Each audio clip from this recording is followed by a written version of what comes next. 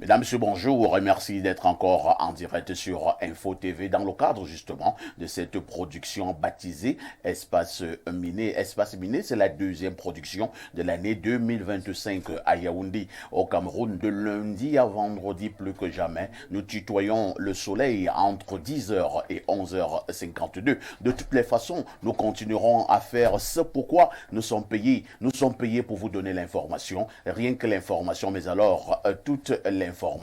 Espace Miné, nous sommes mardi. Nous n'allons pas faillir à la règle. Les mardis sur Espace Miné sont réservés tout simplement à l'entrepreneuriat. En 2025, plus que jamais, nous serons encore déterminés à encourager les jeunes Africains et particulièrement les jeunes Camerounais à se lancer dans l'entrepreneuriat. Ce matin, nous avons choisi un sujet, un angle bien intéressant, un angle bien précis. Avez-vous l'impression que les jeunes Africains sont réfractaires à l'entrepreneuriat? Si c'est le cas, on essaiera de comprendre ce matin quelles peuvent être les causes. Le tout n'est pas de déceler les causes. Lorsqu'on aura décelé ces causes, il sera également question de proposer quelques esquisses de solutions. Vous le savez, l'objectif majeur, c'est d'amener les Camerounais, les Africains de manière globale, à s'intéresser à l'entrepreneuriat. Mais avant tout cela, on aura déjà également marqué nos deux autres arrêts. D'abord, la quintessence de l'information parue en kiosque au Cameroun avec Claudia Ntia, mais également la dénonciation qui restera ce fait de société qui vous énerve. Tout ceci se passe au canal 6, mais également au canal 317 sur Canal Plus International. Vous êtes naturellement à pic sur Info TV, votre chaîne de télévision qui ne cesse de monter et qui monte encore. Bonne année, Maxime Julien. Bonne année, Père Faïssi. Bonne année à tous nos téléspectateurs. Bonne année à tous nos panélistes de ce matin. Alors, comment vous avez commencé la nouvelle année 2025? Oh, elle a plutôt bien commencé. Elle a commencé avec plein d'énergie et plein de travail. Et je crois que c'est le ton qu'il fallait donner à l'année 2025. Et je suis davantage plus motivé aujourd'hui de par les nouvelles que j'ai apprises ce matin avec nos efforts qui ne cessent de porter. Eh bien, Père Faïssi, il faut dire que depuis ce matin, on a pratiquement lancé le projet de la suspension de l'achat du blé qui était fourni par la France il y a de cela plusieurs années. Il a été décidé que tous les entrepreneurs qui veulent se lancer dans la production de la farine locale ne vont pas payer la TVA. Les 19,5% qu'on payait, eh ben, on ne les payera plus pour inciter les entrepreneurs à se lancer dans la transformation de la farine locale. On dira donc une année 2025 qui débute très bien avec les entrepreneurs dans ce secteur. Tout à fait, l'impôt substitution est en marche. Formidable. On va également accueillir cet autre panéliste qui est encore avec nous ce matin. Lui, c'est Joseph Zambo, chef d'entreprise, entrepreneur, tout en martelant également que Julien Maxime l'est aussi. Joseph Zambo, bonjour. Bonjour, papa, ici. Bonjour, nombreux téléspectateurs qui nous suivent ce matin. Comment vous allez pour ce début d'année? Il faut dire que c'est le premier mardi entrepreneuriat de l'année 2025. Je suis encore plus motivé et engagé à servir la population, servir la jeunesse camerounaise. Votre détermination à gagner en épaisseur. Ah oui, parce que 2024, on a fait une sorte d'introspection et on a vu l'amour que les téléspectateurs portent pour nous, pour ce que nous partageons chaque jour. C'est pas évident parce que le programme du Mardi Entrepreneuriat, c'est un programme qu'on ne peut pas égaler parce que l'intelligence que vous aviez eue à mélanger une émission de débat et qu'elle soit en même temps une émission qui enseigne, c'est la chose la plus difficile. Sinon, on aurait pu faire ça comme un cours. Tout à fait. Ça a l'air ennuyeux, mais vous avez eu l'intelligence de faire d'une émission de débat une émission instructive qui, plusieurs personnes aujourd'hui, on en a reçu plusieurs en consultation dans différents bureaux. On en a plusieurs qui ont témoigné d'avoir ouvert des entreprises. Après nous avons écouté, d'autres ont eu de l'énergie, la force de continuer, de ne pas s'arrêter. Et d'autres posent des questions chaque jour à travers les commentaires. Donc ça démontre que ce qu'on fait apporte ses fruits. Nous allons un tout petit peu lever encore le niveau à 2025 parce que 2024 était la base.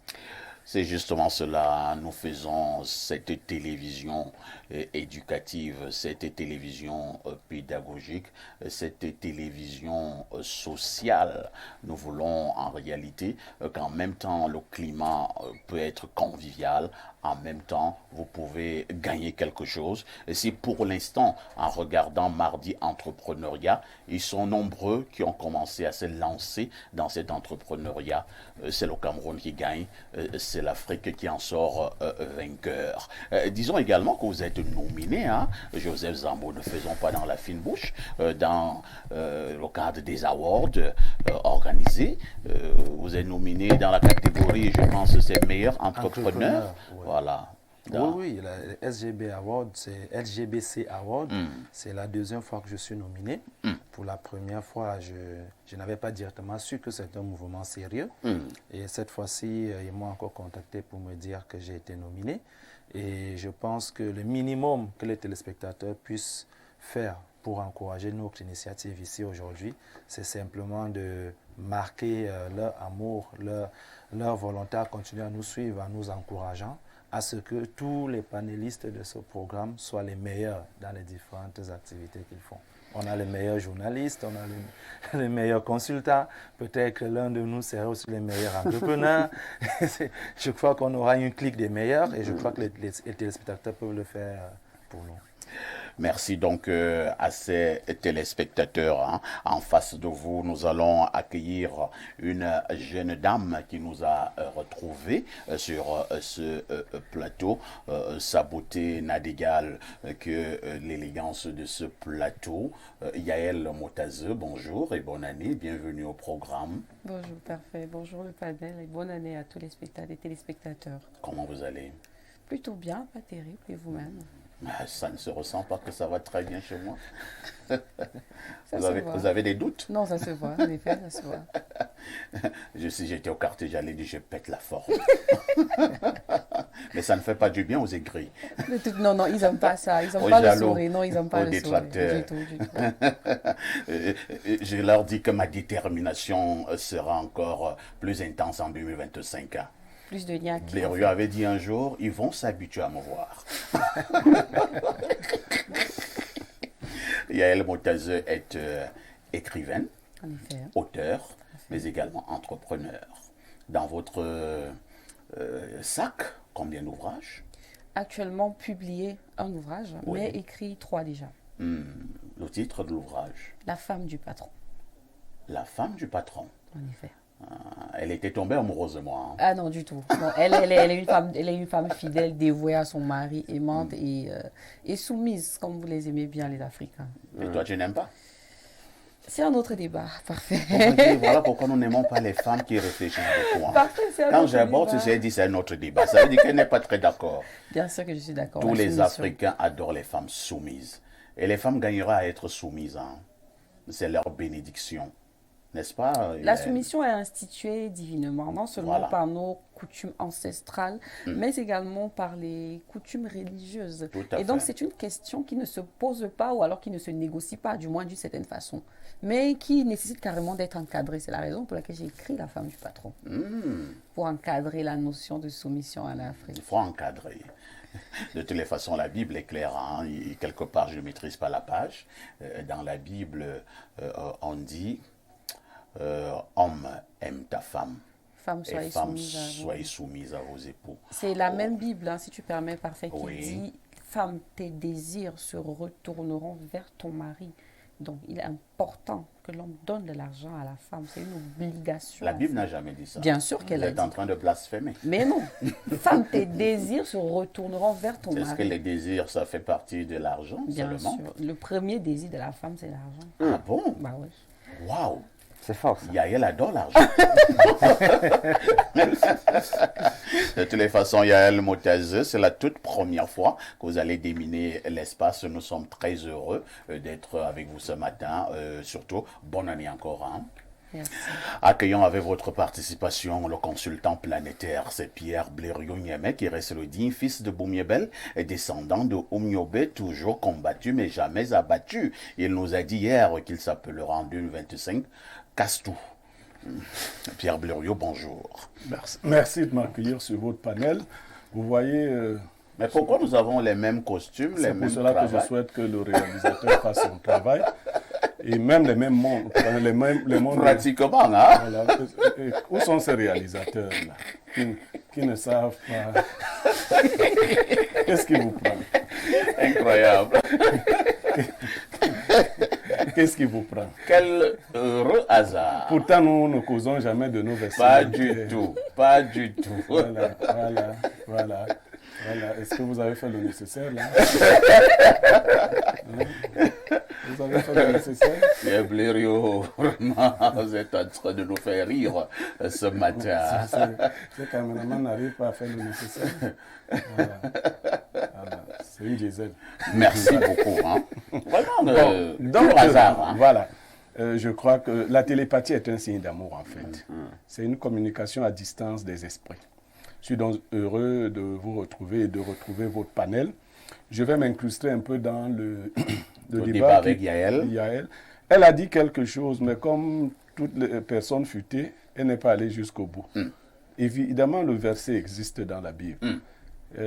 Quand Dieu punit la femme en Genèse, il lui dit, tes désirs se retourneront vers ton mari. C'est la première partie, c'est la partie A. La partie B dit, mais lui, il dominera sur toi.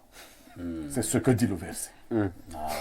La domination. Et voilà, tes désirs se retourneront vers ton mari, mais lui, il dominera sur toi. En fait, je vais le dire, vous voyez, en Occident, les femmes ont féminisé les hommes. Au quotidien, l'homme fait la cuisine avec la femme. On trouve que c'est bien, il est doux, il ne parle jamais fort. Mais quand le moment important arrive, on veut qu'il devienne homme. On dit cogner fort. Il ne peut plus cogner fort. Il a appris à ne pas cogner. Il est devenu une femme douce. Donc nous cognons fort tout le temps. C'est pour cela que le moment venu, nous cognons aussi fort sans tenir compte. Et vous aimez bien ça. Donc les hommes doivent tout faire pour garder cette posture. Une femme soumise est une femme qui en fait est heureuse. Voilà. Il ne faut pas prendre ça autrement. Ce n'est pas de l'esclavage. Si vous avez mal éduqué votre fille, sachez qu'elle va vous revenir. Les trucs qu'on va me prendre comme ça, personne ne va te prendre comme ça. Donc, je suis heureux d'être là. On va me prendre comme je suis. Non, personne. Si tu es mal éduqué, tu vas rentrer chez tes parents. Donc, parfois, ici, nous avons fait une très belle émission introductive hier. Et des réactions ont commencé à fuser de partout. C'est bien. Mais vous savez, chez les Bassans, on dit, si tu tapes sur l'enfant, tu ne l'empêches pas de pleurer. C'est clair. Quand tu as tapé ton enfant, il va pleurer. Voilà. Et pareillement, quand tu tapes sur le chien, il commence à aboyer. Ça, c'est clair. Voilà. Mais s'il veut te mordre, tu sais ce qu'il faut lui faire. Bon, maintenant, on a tapé sur un enfant hier. Pas besoin. Il s'est fondu en petits mensonges qui n'ont pas de place. Bon, peut-être vous n'avez même pas suivi. Je n'ai vraiment pas suivi. Oui, l'Oncana s'est débrouillé là. Il dit que je suis locataire à Yaoundé. On va me chasser, mon bailleur va me chasser. Bon, tu vois, il faut souvent bien se renseigner, quoi. Je vais pas. Peut-être que c'est toi-même qui es même bailleur. Je suis 5 fois bailleur. 5 fois bailleur. Donc, et quel est ce bailleur qui va encore te chasser? J'ai même jamais été locataire. Voilà. Voilà, donc moi, je m'en vante. Hein. Merci. Donc, mais ça, c'est un détail. L'enfant pleure, c'est normal qu'il pleure. Il a dit que s'il meurt, qu'on amène son corps à l'ouest. J'ai demandé si on amène ça dans un cimetière ou dans le domicile de quelqu'un. Parce que chez nous, on enterre les gens soit dans les cimetières, soit sur les terrains des gens. Il n'a pas le terrain là-bas. Donc, on va amener son corps à Yabassi. On va aller l'enterrer là-bas. Merci. Comme moi, on va m'enterrer à Boumiébel si je meurs. Merci Pierre Blériot. Nous allons passer à autre chose. Hein. Voilà pourquoi je vous suggère de garder d'ailleurs le microphone pour nous donner la sagesse de ce mardi matin. Alors, la sagesse de ce mardi matin dit, celui qui parle doit diviser sa parole en 2 portions. La première pour lui-même et la seconde pour ceux qui l'écoutent. On peut reprendre? Celui qui parle doit diviser sa parole en 2 portions. La première pour lui-même et la deuxième pour ceux qui l'écoutent. Ça veut dire quoi? Ça veut dire qu'il faut toujours garder la partie la plus importante de votre pensée pour vous-même. La première personne à qui vous devez donner des conseils sages, c'est à vous-même. Ça veut dire aussi qu'il faut retourner sa langue dans la bouche et ne pas dire tout ce qui vous vient par la pensée. il y a ce qu'on dit, mais il y a aussi ce qu'on ne dit pas. Et vous observerez chez les personnes averties, des fois je prends la parole, je voulais dire une chose et je fais exprès de faire des hiatus. Il faut toujours retourner sa langue. Tu aurais bien voulu dire à Yael que sa poitrine est protubérante. Mais tu te rends compte que ce n'est pas une bonne information. Non, c'est ce que tu voulais dire En fait, depuis, c'est ce que bien. tu voulais Je dire dis depuis. que tu aurais voulu. Il faut bien écouter mon Mais que tu as fini par dire. Non, tu te rends compte, ça c'est pour expliquer la pensée. Ah, d'accord. Tu te rends compte que cette parole-là ne va pas te rendre service. Tu retournes et tu lui dis, vous êtes une belle femme. C'est tout. Tu te limites à ça. Donc, Belle illustration. Voilà, c'était une illustration. Belle illustration. Merci Pierre Blériot pour cette autre sagesse matinale. On collera aussi un mot tout à l'heure hein, sur le cas de notre frère et ami, par ailleurs président d'un parti politique au Cameroun, c'est le Front démocratique et révolutionnaire. Il s'agit d'Aimé Cyprien Olinga qui a été interpellé depuis hier. Il est toujours en cellule du côté, je pense, du commissariat du 4e qui doit être situé à Ekounou. Donc, Aimé Cyprien Olinga, le président Hôtel de de FDR, a été donc interpellé hier. Nous n'avons pas encore suffisamment d'éléments pour savoir ce qui se passe. On collera un mot tout à l'heure sur le cas Aimé Cyprien Olinga, le président du Front démocratique révolutionnaire, le FDR. À tout de suite pour la suite.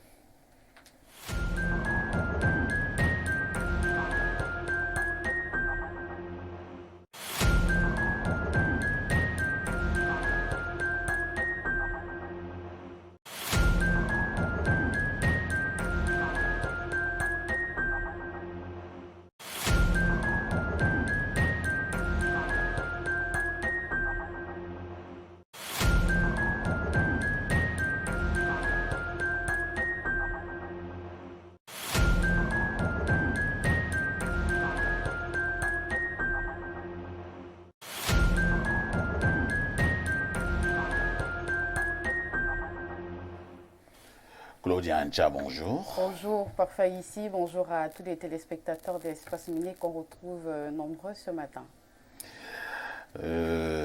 C'est vrai que j'ai un appel d'une très haute personnalité là, mais comme les téléspectateurs sont plus importants, je ne vais pas prendre. Hein. Claudia, la haute personnalité m'embrouille. Alors que je m'apprêtais à... J'aurais bien voulu dire que votre chapeau était bien. Vous voulez paraphrase quelqu'un sur ce plateau. Mais je préfère simplement vous dire que vous êtes jolie. Merci. Merci. Claudia, comment a été la nuit? La nuit a été très bien. Elle a été très belle, tranquille. Je suis en forme ce matin, grâce à Dieu. Pas d'agression, pas de hibou. Non. Il n'y a pas un voisin qui a frappé sur sa femme. Non. Les chiens n'ont pas beaucoup aboyé. Non. Tout était calme. Tout est calme, tout va bien. Et le matin, tu lui as dit merci. Oui, je lui ai dit merci. Parce pour les services rendus. Exactement. Parce que par moments, les femmes pensent que ce sont les hommes qui doivent toujours leur dire merci. Claudia? Oui, parfait. Que disent les journaux? Parfait, ici, voici les événements qui ont marqué l'actualité au Cameroun ces dernières 24 heures. Avec le quotidien Info Matin, on parle de contractualisation de 9 944 personnels de santé. La corporation dit merci à Paul Biya. La page 3 nous renseigne qu'en présence du ministre de la Santé publique, Manaouda Malachi, ses membres ont ce 6 janvier à Yaoundé exprimé leur gratitude au chef de l'État. Selon le président de la République, ce recrutement spécial sur une période de 5 ans contribuera à la réduction du chômage des jeunes diplômés dans le secteur et facilitera la prise en charge des malades. Le témoin est également au parfum de cette actualité. Ce jour, on parle de santé publique. Le président Paul Biya donne espoir à plus de 9 944 jeunes, nous apprend ce journal. On change de cap pour parler d'autre chose avec l'universitaire. On parle notamment de l'accord cadre Minisup à Nord, une synergie pour un entrepreneuriat universitaire respectueux des normes et de la qualité. La page 5 nous renseigne davantage. En page 2, en petite tribune, vous retrouverez une autre information. On reste avec ce journal. On parle de polémique autour de la Boster Whisky Cola, des analyses rassurantes après les accusations de contamination. En effet, alors qu'une rumeur inquiétante circulait sur le goût sur le goût de savon de la Boster Whisky Cola. La société Boisson du Cameroun et des analyses indépendantes viennent de rassurer les consommateurs. Aucune anomalie n'a été détectée. Autre information à retenir ce matin, nous sommes désormais avec le quotidien Capitaux Public Cameroun Tribune. On parle de mariage coutumier. La nouvelle alliance, grâce à une disposition de la loi du 23 décembre 2024 portant organisation du système d'enregistrement des faits d'état civil au Cameroun, les époux doivent déclarer le mariage coutumier à l'officier d'état civil aux fins de transcription. Une innovation qui donne plus de poids à une reconnaissance juridique aux unions scellées selon les traditions. Quelle implication donc pour les couples concernés, leurs enfants et leurs familles? Le focus est à lire de la page 21 à 23. Georges-Alain Boyomo est en kiosque ce matin avec son quotidien. On parle de vie chère, voyant au rouge, transfert et retrait d'argent, électricité, carte nationale d'identité, denrées de grande consommation. Le relèvement des prix de certains produits et services va davantage dégrader le pouvoir d'achat des ménages en 2025, nous apprend ce journal en page 7. On parle également de cette autre actualité en page 9 avec le quotidien mutation présidentielle 2025. Le fichier électoral fait polémique, nous apprend ce journal. En page 12, vous retrouverez l'actualité sport, MTN Elite One, des cadors déjà à la peine. L'économie quotidienne de Thierry Ekouti nous permet d'aborder une toute autre actualité. On parle d'endettement des pays de la CEMAC, l'urgence de sortir des griffes du FMI, les programmes économiques et le Fonds monétaire international visent au mieux le redressement ou la résilience de l'économie pour limiter la chute et non pour avancer et décoller. Selon une analyse, la page 3 nous renseigne davantage avec le messager. On parle des vœux pour 2025. C'est une interrogation ce matin. Le requiem du consensus politique. En plus d'ouvrir la boîte de Pandore d'une élection présidentielle électrique, les messages des vœux ont allumé avant l'heure la mèche des hostilités, des points de rupture au scrutin d'octobre prochain. La page 3 est au parfum de cette actualité. On reste en politique avec ce journal en page 2 plus précisément. On parle de Joshua aussi, l'alternative de l'espoir autant pour moi. Maître Simplice Kwemi exprime son soutien indéfectible à la candidature du leader du LDF en 2025. Alors à présent du côté de la route de Yaoundé-Douala, avec le jour, la circulation s'améliore. Nous apprend ce journal. La page 6 nous renseigne d'ailleurs que les travaux lancés par le ministère des Travaux publics permettent désormais de rallier plus vite les deux métropoles. Entre autres informations à lire dans ce journal à Douala, l'ISCOM attendu au tribunal militaire le 14 janvier et puis des actes de naissance pour 14 000 enfants fantômes. L'information se trouve en page 3. La nouvelle expression est en kiosque ce matin. On parle de scandale des CNI, disparition d'un témoin gênant. Le 24 octobre 2024 vers 19h, l'activiste politique du Bayrou, auteur des images sur les cartes d'identité trafiquées dans la Damawa, vient d'être enlevé par 4 personnes arrivées dans une voiture pick-up 4x4 sans plaque d'immatriculation. L'indifférence des autorités inquiète. Dans l'actu presse internationale ce mardi, La Croix, Le Parisien et Le Figaro reviennent sur l'affaire Charlie Hebdo et nous révèlent que 10 ans après, la France est toujours sous la menace islamiste. L'attaque avait fait plus de 10 morts. Les souvenirs du 7 janvier 2024 sont à lire dans la presse française ce matin.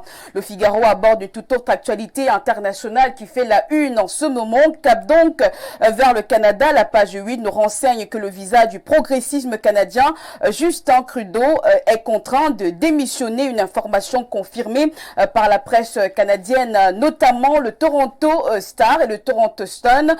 Trudeau devrait annoncer sa démission, un départ du mois marqué par une situation économique peu reluisante. L'on parle d'une inflation galopante pour le reste au poste, à son poste. En attendant un nouveau représentant du parti, on rappelle que ça fait 10 ans qu'il est à ce poste. On clôture avec le Washington Post. Le tabloïd s'intéresse au jour à l'assaut du Capitole. 4 ans après l'assaut du 6 janvier 2021 contre le Capitole, Donald Trump a déclaré qu'il gracierait les plus de 1250 métiers dès le premier jour de son second mandat qui commence bien entendu le 20 janvier prochain. Et je rappelle que les peines de prison pour ces derniers allaient de quelques jours à 22 ans.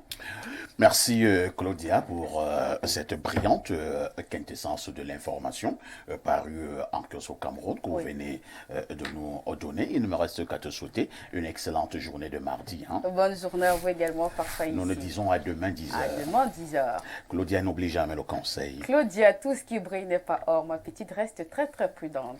Merci beaucoup. Au moment où nous avons suivi cette revue de la presse, il faut également noter que l'actualité ayant trait à la route Yaoundé-Douala nous est parvenue. Je pense que c'est avec le quotidien.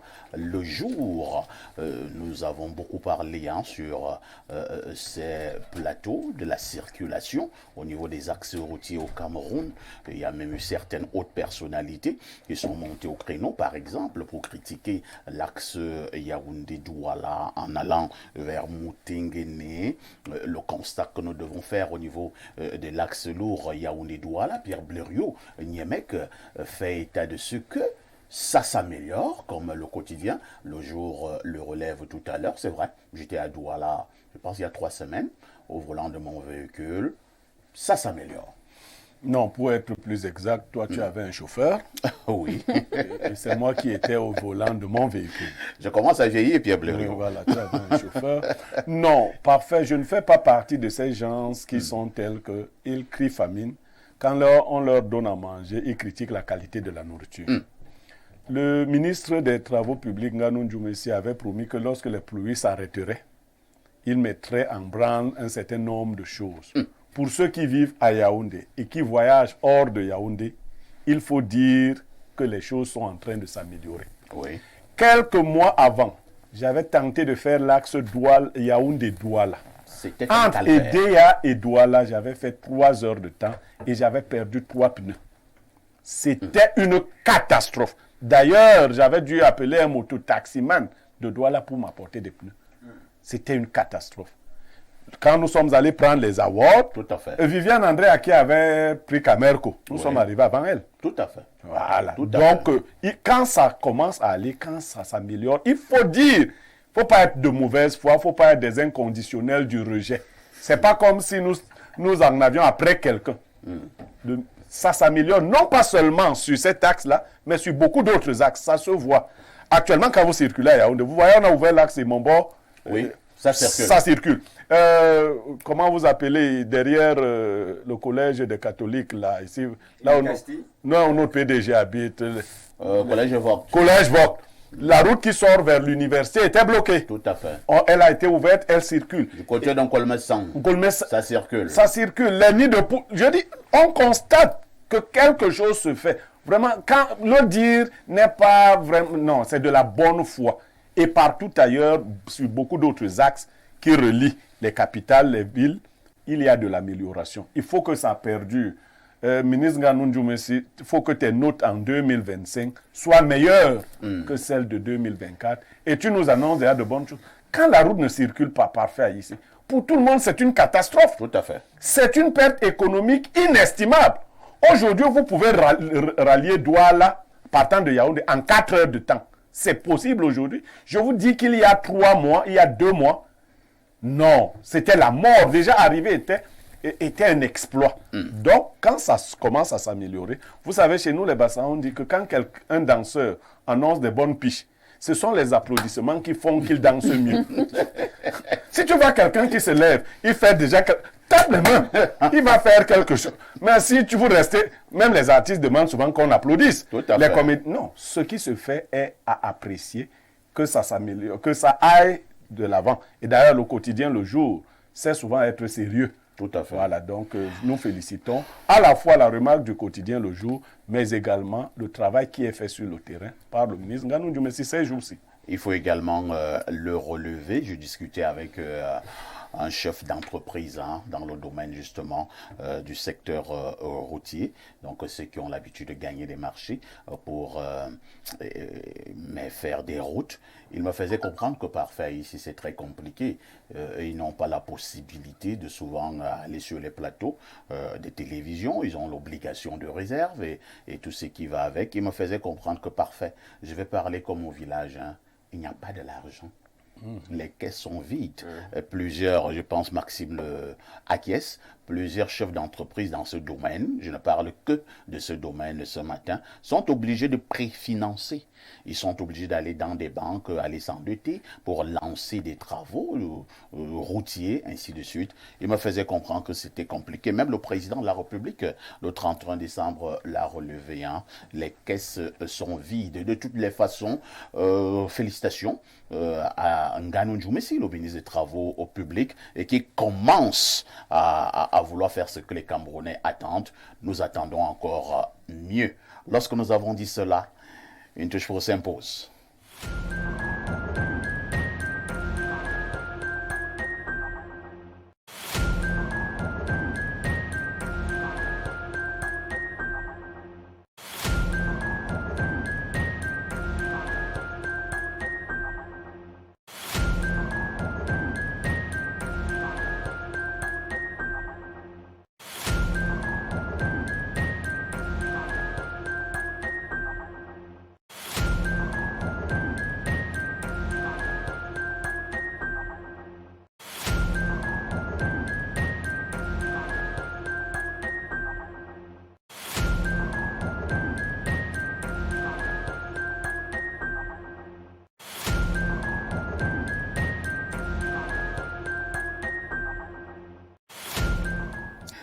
Bon retour sur ce plateau. Cette fois-ci, c'est pour remettre le microphone à Pierre Blériot, mais ce sera pour la dénonciation. Mais Pierre Blériot, avant de prendre la dénonciation proprement dite, c'est vrai que celle-là aussi, ce que nous allons dire, ça aussi l'air d'une dénonciation.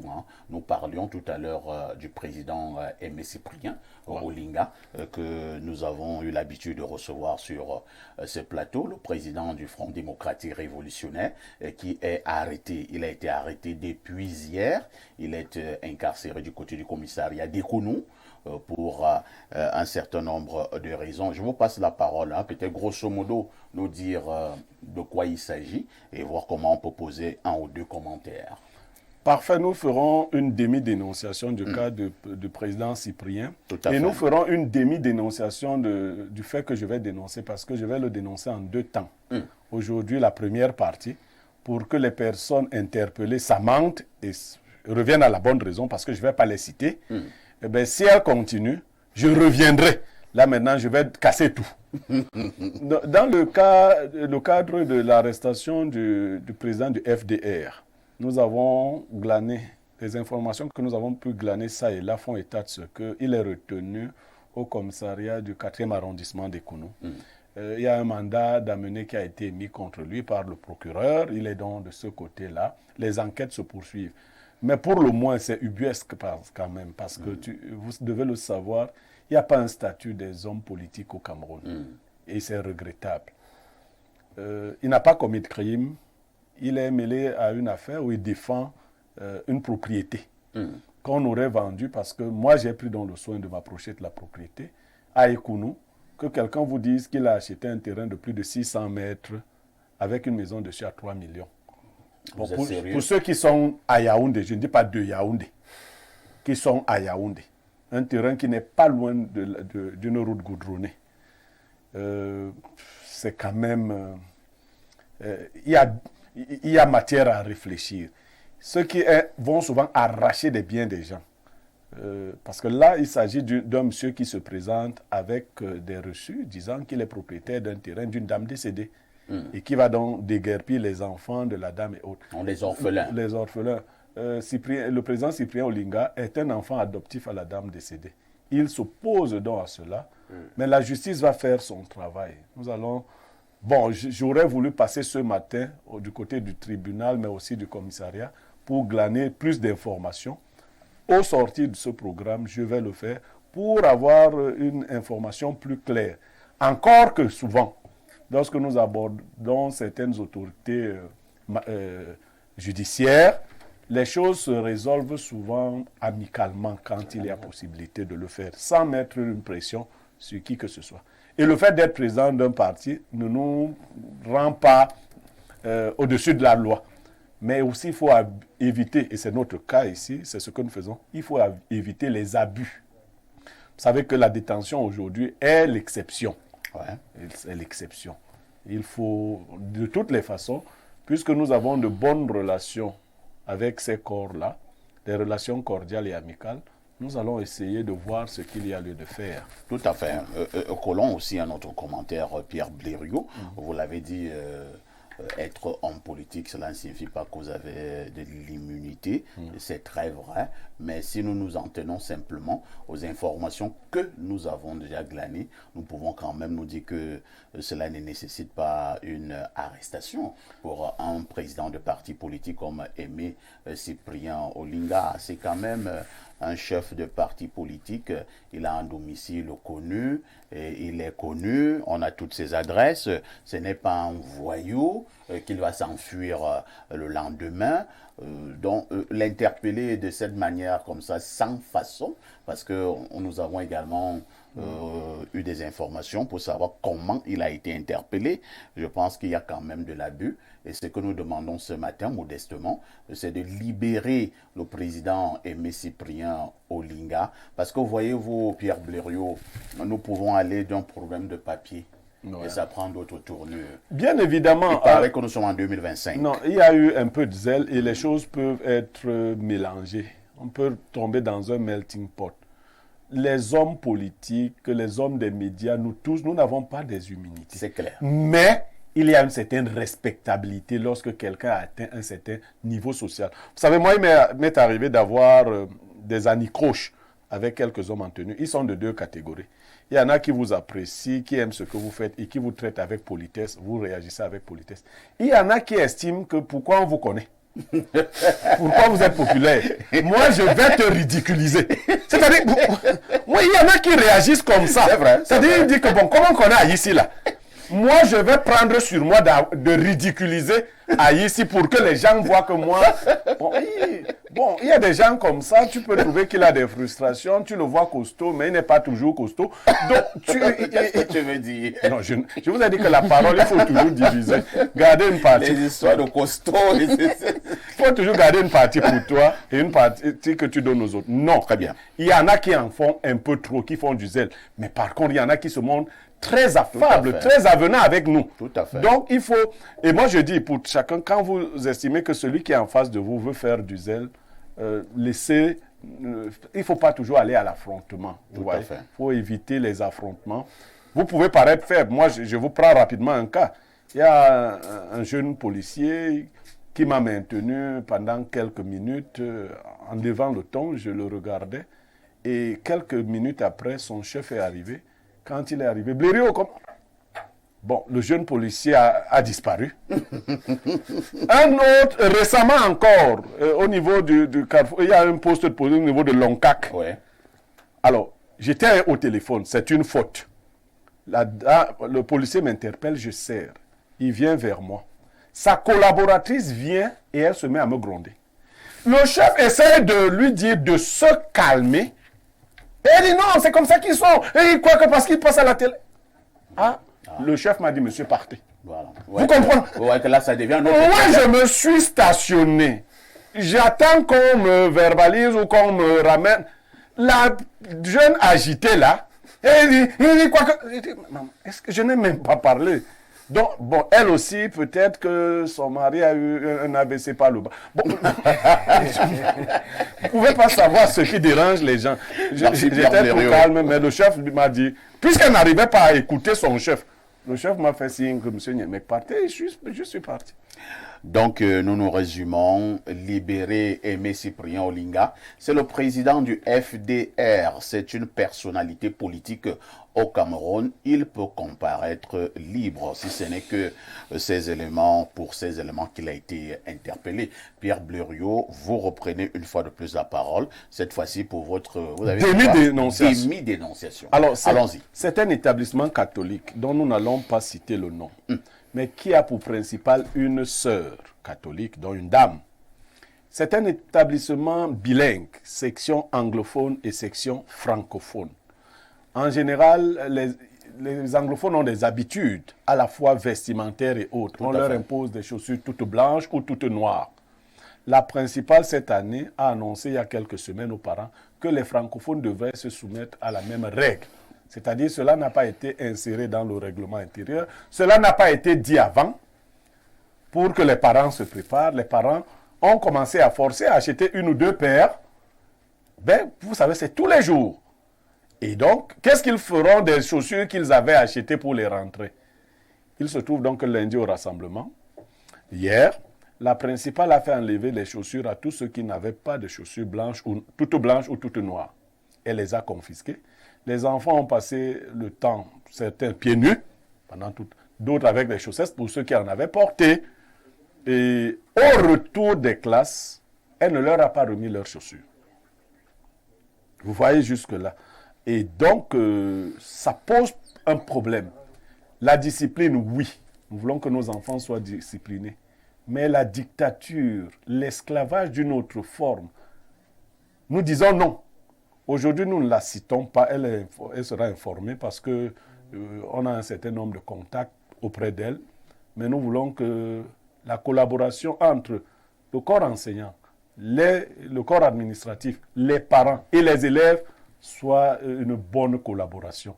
On ne vous envoie pas nos enfants pour que vous les martyrisiez. Parce qu'il y a aussi un autre problème qu'on va souligner. On n'a forcé aucune femme à devenir sœur catholique. Vous prenez beaucoup de problèmes à la fois. Limitons-nous d'avoir la question. Non, je dis, on n'a forcé personne on est d'accord à devenir sœur. Donc, si vous ne faites pas des choses qui peuvent vous épanouir, ce n'est pas sur nos enfants que vous allez déverser le trop plein d'énergie. Blériot, ne gâtez pas la dénonciation. Je ne gâte pas, je dis, parce que je connais les conséquences d'un certain nombre de choses. Merci. Hein. Moi, je vais rendre hommage ce matin, avant de passer la parole aux autres panélistes pour leurs commentaires et analyses, à une sœur aussi, une religieuse. C'était à l'époque au collège Jean Tabi. Elle était de nationalité canadienne, une blanche. Elle s'appelait Pauline Leblond. Je ne sais pas si elle est toujours en vie. Vraiment, Blériot n'avait rien à voir avec ce que vous étiez, vos sous-entendus là. Pauline Leblond était une sœur Elle était épanouie. Canadienne. Je ne sais pas si elle était épanouie, mais elle faisait bien son travail. Elle faisait bien son... Elle était très rigoureuse, oui. Mais ce n'était pas dans le mauvais sens. Ouais. Je me rappelle qu'à moi-même, elle m'avait tiré les oreilles parce qu'à midi, moi, je partais à la cantine. Et un monsieur qui est venu planter comment on appelle, les palmiers pour le collège. Il m'interpelle à la cour. Moi, il me dit, oh, je regarde, il me vient. Il me dit, bon, tu vas m'aider à porter ces plants, mais on va aller au champ. Le fils de toi. Le monsieur là, est-ce que je suis venu? Je vois dans ma tête que c'est sérieux. Est-ce que je suis venu faire des champs? À la récréation, il m'avait pris un bout de pain à midi. Il me demande de les planter, je ne sais pas quoi. J'ai refusé. J'ai dit, je ne peux pas planter. Je ne porte rien avec vous. Donc, la sœur canadienne avait suivi le geste. Ouais. Quand je parle, et comme j'étais très connu au collège Jean Tabi, j'étais le président du conseil général des élèves, elle m'appelait, elle me dit, ah ici, viens. Je suis parti. Elle me demande, qu'est-ce qui s'est passé là-bas? Parce qu'il était interdit de mentir. Voilà. J'ai dit ce qui s'est passé et elle m'a tenu par l'oreille. Elle m'a dit, vous voyez, et tu réponds comme cela à un adulte. Elle me dit, on n'est jamais malheureux parce qu'on connaît beaucoup, mais on est malheureux parce qu'on connaît moins. Tu n'es justement pas venu sur le collège Jean Tabi pour porter les plants, pour aller planter les palmiers, mais tu peux apprendre à planter les palmiers et ce sera en plus pour toi. Elle me dit, tu vas porter ces plants et tu iras les planter avec le monsieur. Ah, Seigneur Jésus. Je suis donc parti, j'ai porté ces choses-là. Pendant près d'une heure, je plantais les palmiers. Et effectivement, j'ai appris. Je me suis rendu, on ne plante pas n'importe comment. Non. D'abord, le monsieur avait un fil. Et il comptait, c'était mesuré. Et il y avait une manière de planter, et ainsi de suite. Maintenant, je commence déjà aussi à planter cela au village. Voilà. Et donc, c'était la sœur canadienne Pauline Leblond, à qui je rends un vibrant hommage. Elle a marqué des générations et des générations au collège Jean Tabi. Maxime, on revient à la dénonciation de ce matin. Votre commentaire? Je pense que les deux histoires sont reliées à Le Grand Parfait. Que ce soit la dénonciation de Blériot Niemek, que ce soit l'histoire d'enfance au collège Jean Tabi. C'est une problématique liée à ce que j'appelle la communication d'entreprise. Les canaux avec lesquels on communique en entreprise ne sont pas les canaux avec lesquels on communique à la maison, ne sont pas les canaux avec lesquels on communique avec des employés. Les parents sont des acteurs majeurs dans l'éducation des enfants. Tout à fait. Et venir changer des habitudes, parce que vraiment, pour qu'une habitude établie quitte, ça c'est très compliqué. Ouais. Il faut donc te rassurer que vraiment tu as même saisi la bonne personne, parce que ce n'est pas l'enfant qui va acheter la paire de chaussures blanches ou la paire de chaussures noires. Vous ne pouvez pas venir. Je pense que dans les collèges, il y a des conseils de fin d'année là où on consulte les parents d'élèves et puis les conseils de classe. Les conseils de classe, on leur dit voilà ce qu'on va faire en 2025, préparez-vous pour ça. Des établissements. Il y a même les réunions de parents d'élèves. Exactement. Donc on ne peut pas sursoir de respecter cette démarche là pour venir imposer à des parents d'élèves de trouver d'autres sources de financement pour acheter les chaussures aux enfants. Moi, je n'ai rien contre les sœurs. J'aime beaucoup les sœurs parce qu'effectivement, ce sont des mères éducatrices qui nous aident et qui nous ont appris le droit chemin. Vous aimez les sœurs? Non, moi j'aime les sœurs. Ah bon? Et quand je dis aimer Papa ici, ce n'est pas comme vous pensez là, parce que comment pas Blériot, parce que Blériot. Est-ce que vous avez ma pensée? Non, mais Papa ici, tu as porté la même cravate que Blériot. Ah bon? C'est un thème aussi. Non, je suis aimable, donc, mais dans la bonne des manières. Donc honnêtement, je pense que la directrice, la principale, devrait se ressaisir et devrait essayer de baisser d'un ton. Parce qu'il n'est pas intéressant que les parents se lèvent contre l'administration. À ce niveau-là, ça ne va pas donner. Il n'est pas intéressant de mettre des enfants en situation d'insécurité au point où ils rentrent pieds nus. Merci. Yael Omotazeu, est-ce qu'il ne c'est pas aussi le moment de relever quand même que l'éducation d'il y a 30 ans, 40 ans, 50 ans, les manières ont beaucoup évolué. Nous sommes à l'ère de la communication, beaucoup plus du dialogue. Lorsque une application comme celle-là devrait entrer en pratique, il y a quand même des étapes à suivre. Comme l'a dit Maxime, la communication que les parents, parce que ce sont les parents qui achètent des chaussures.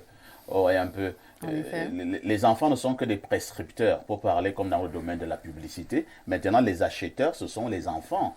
Alors, est-ce qu'on a sensibilisé les parents? Pourquoi passer simplement à cette décision, à cette sanction suprême? Les enfants sont obligés d'aller nu-pieds. Ça rappelle quand même l'esclavage. Vous savez, il est important de préciser que là, on n'a qu'une seule version, celle de M. Blériot. Oui. Et donc, nous ne sommes pas, non seulement nous n'avons pas d'enfants dans l'établissement en question. Moi, je suis maman. Oui. Et donc, étant maman d'un garçon qui a déjà 13 ans, donc qui réfléchit, il existe dans les établissements les conseils de parents d'élèves, des réunions de parents d'élèves. Et généralement, c'est dans ces réunions que l'on transmet les informations aux parents. Tout à fait. Et les décisions et les nouvelles résolutions. Je suis désolée, mais sous réserve, je doute fortement qu'on ait changé drastiquement le code vestimentaire en pleine exécution d'année scolaire. Vous allez, monsieur Blériot va peut-être m'excuser, mais je doute que ce soit le cas. Tu es libre de douter. On a certainement informé les parents, et ils en ont décidé de ne faire qu'à leur tête. On connaît les parents qui sont assez, un peu, il y en a qui sont un peu récalcitrants, en effet. Comme leurs enfants. Comme leurs enfants. Et donc, bah oui, tel père, tel fils, dit-on très souvent. Et donc, je doute que la principale de l'établissement se soit levée et ait décidé unilatéralement et volontairement de changer complètement le code vestimentaire de l'établissement. Donc, vous mettez pour l'instant un bémol. Un bémol, en effet. Bien. Je pense que les parents ont été informés. Je pense, ce n'est que mon avis, c'est subjectif, que les parents auraient, au conditionnel c'est mieux, auraient été informés de ce que le code vestimentaire changerait peut-être à partir du 2e trimestre et ils ne se sont pas attelés à faire entrer les choses dans l'ordre. Merci Yael Omotazeu. Vous avez le nom d'une grande personnalité de la République. Bien sûr. J'espère que vous portez ce nom avec beaucoup de fierté. Alors, Joseph Zambo. Il y a un autre aspect de la dénonciation qui a été relevé tout à l'heure par Pierre Blériot, c'est que l'établissement est bilingue. Et nous avons d'un côté la section anglophone et de l'autre la section francophone. Du côté de la section anglophone, ça ne crée pas de problème. Apparemment, c'était déjà la règle de ce côté.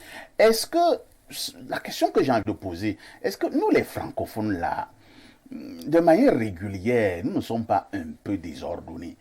Parce que moi, mes enfants même, certains d'entre eux sont dans la section anglophone et je vois un peu leur fonctionnement. D'abord, ils ont pratiquement un code vestimentaire. Ils ne s'habillent pas n'importe comment. Ils ont la manière de se coiffer. C'est-à-dire les cheveux doivent être pratiquement au même niveau, pas très loin de ce qu'on appelle vulgairement le Congolais bon. C'est comme ça qu'ils se coiffent là-bas. Femmes comme hommes. Hein? Alors, peut-être la sœur principale a voulu également amener cela à la section francophone et il y a légèrement de résistance. J'ai dit peut-être, je n'affirme pas. Non, mais en réalité, il faut bien voir la chose dans son ensemble. Les établissements scolaires anglophones sont toujours brillent toujours par la discipline. La discipline, le code vestimentaire qui est toujours respecté, les tenues, non seulement qu'elles sont parfois un peu plus éclatantes, mais aussi propres. Oui, surtout de ce Là-bas, il n'y a pas de mini. Non, il n'y a pas de... Parce que dans nos établissements de francophones, vous voyez une fille de la classe première, elle cintre une tenue comme ça. Le petit derrière est rebondi. Non, dans les établissements anglophones, tu ne peux pas trouver une fille qui cintre la tenue comme ça. Je ne sais pas ce qu'elle veut montrer et tout et tout. Bon, en tout cas... Donc, ils ont les tenues là-bas comme les cabas. Et c'est bien. En tout cas, je ne connais pas toutes les tenues des établissements anglophones, mais les peu que je connaisse, ils se battent quand même à être bien présentables. Maintenant, l'idée n'est pas mauvaise, mais il faut voir au niveau de son application. Parce que quand même, lorsque l'année est lancée, quelle que soit la catégorie sociale de l'établissement, parce qu'aujourd'hui on a des établissements à plusieurs catégories. Tout à fait. Des établissements des riches, des établissements des pauvres ou des personnes moyennes. Mais sauf que même dans des établissements des riches, il y a les enfants des pauvres qui se retrouvent là-bas. Parce que c'est peut-être que tonton qui a payé ses études ou on a vendu beaucoup de macabo pendant les vacances. Donc il y a plusieurs moyens. Et lorsqu'on applique une loi, seulement une minorité peut d'une manière directe obéir.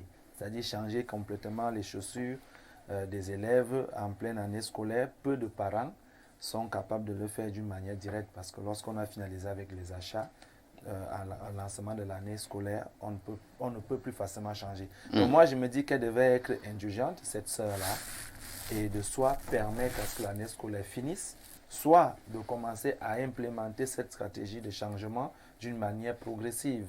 Ça signifie que ceux qui sont déjà capables de le faire, du fait qu'elles mettent la pression, on encourage avec des félicitations. Ceux qui n'ont pas pu, même s'il faut un tout petit peu titiller, mais pas jusqu'à confisquer. Et habituellement, dans des établissements catholiques dont moi j'ai fait, on peut te confisquer jusqu'à ton propre portatif, pour ceux qui venaient à l'école avec le téléphone portable. En fin d'année, on pouvait te les restituer. Il n'est pas crédible de rester avec les éléments qu'on a confisqués des enfants, d'autant plus qu'ils ne sont pas nocifs. Ce n'est pas de la drogue, c'est une chaussure. Donc, très bien. C'est vrai que nous ne sommes pas là pour défendre les enfants. Ceux qui me connaissent un peu bléreux savent comment je suis d'ailleurs très dur pour ce qui est de l'éducation des enfants. Mais je reconnais également que les enfants de maintenant ne sont plus comme nous étions avant. Nous, on avait les pieds durs et tout ça. Maintenant, il y a des enfants maintenant là. Ils marchent bien, elles marchent pieds nus là. Quelque chose, d'abord même un petit tesson de bouteille. Nous, les tessons de bouteille nous blessaient tous les jours.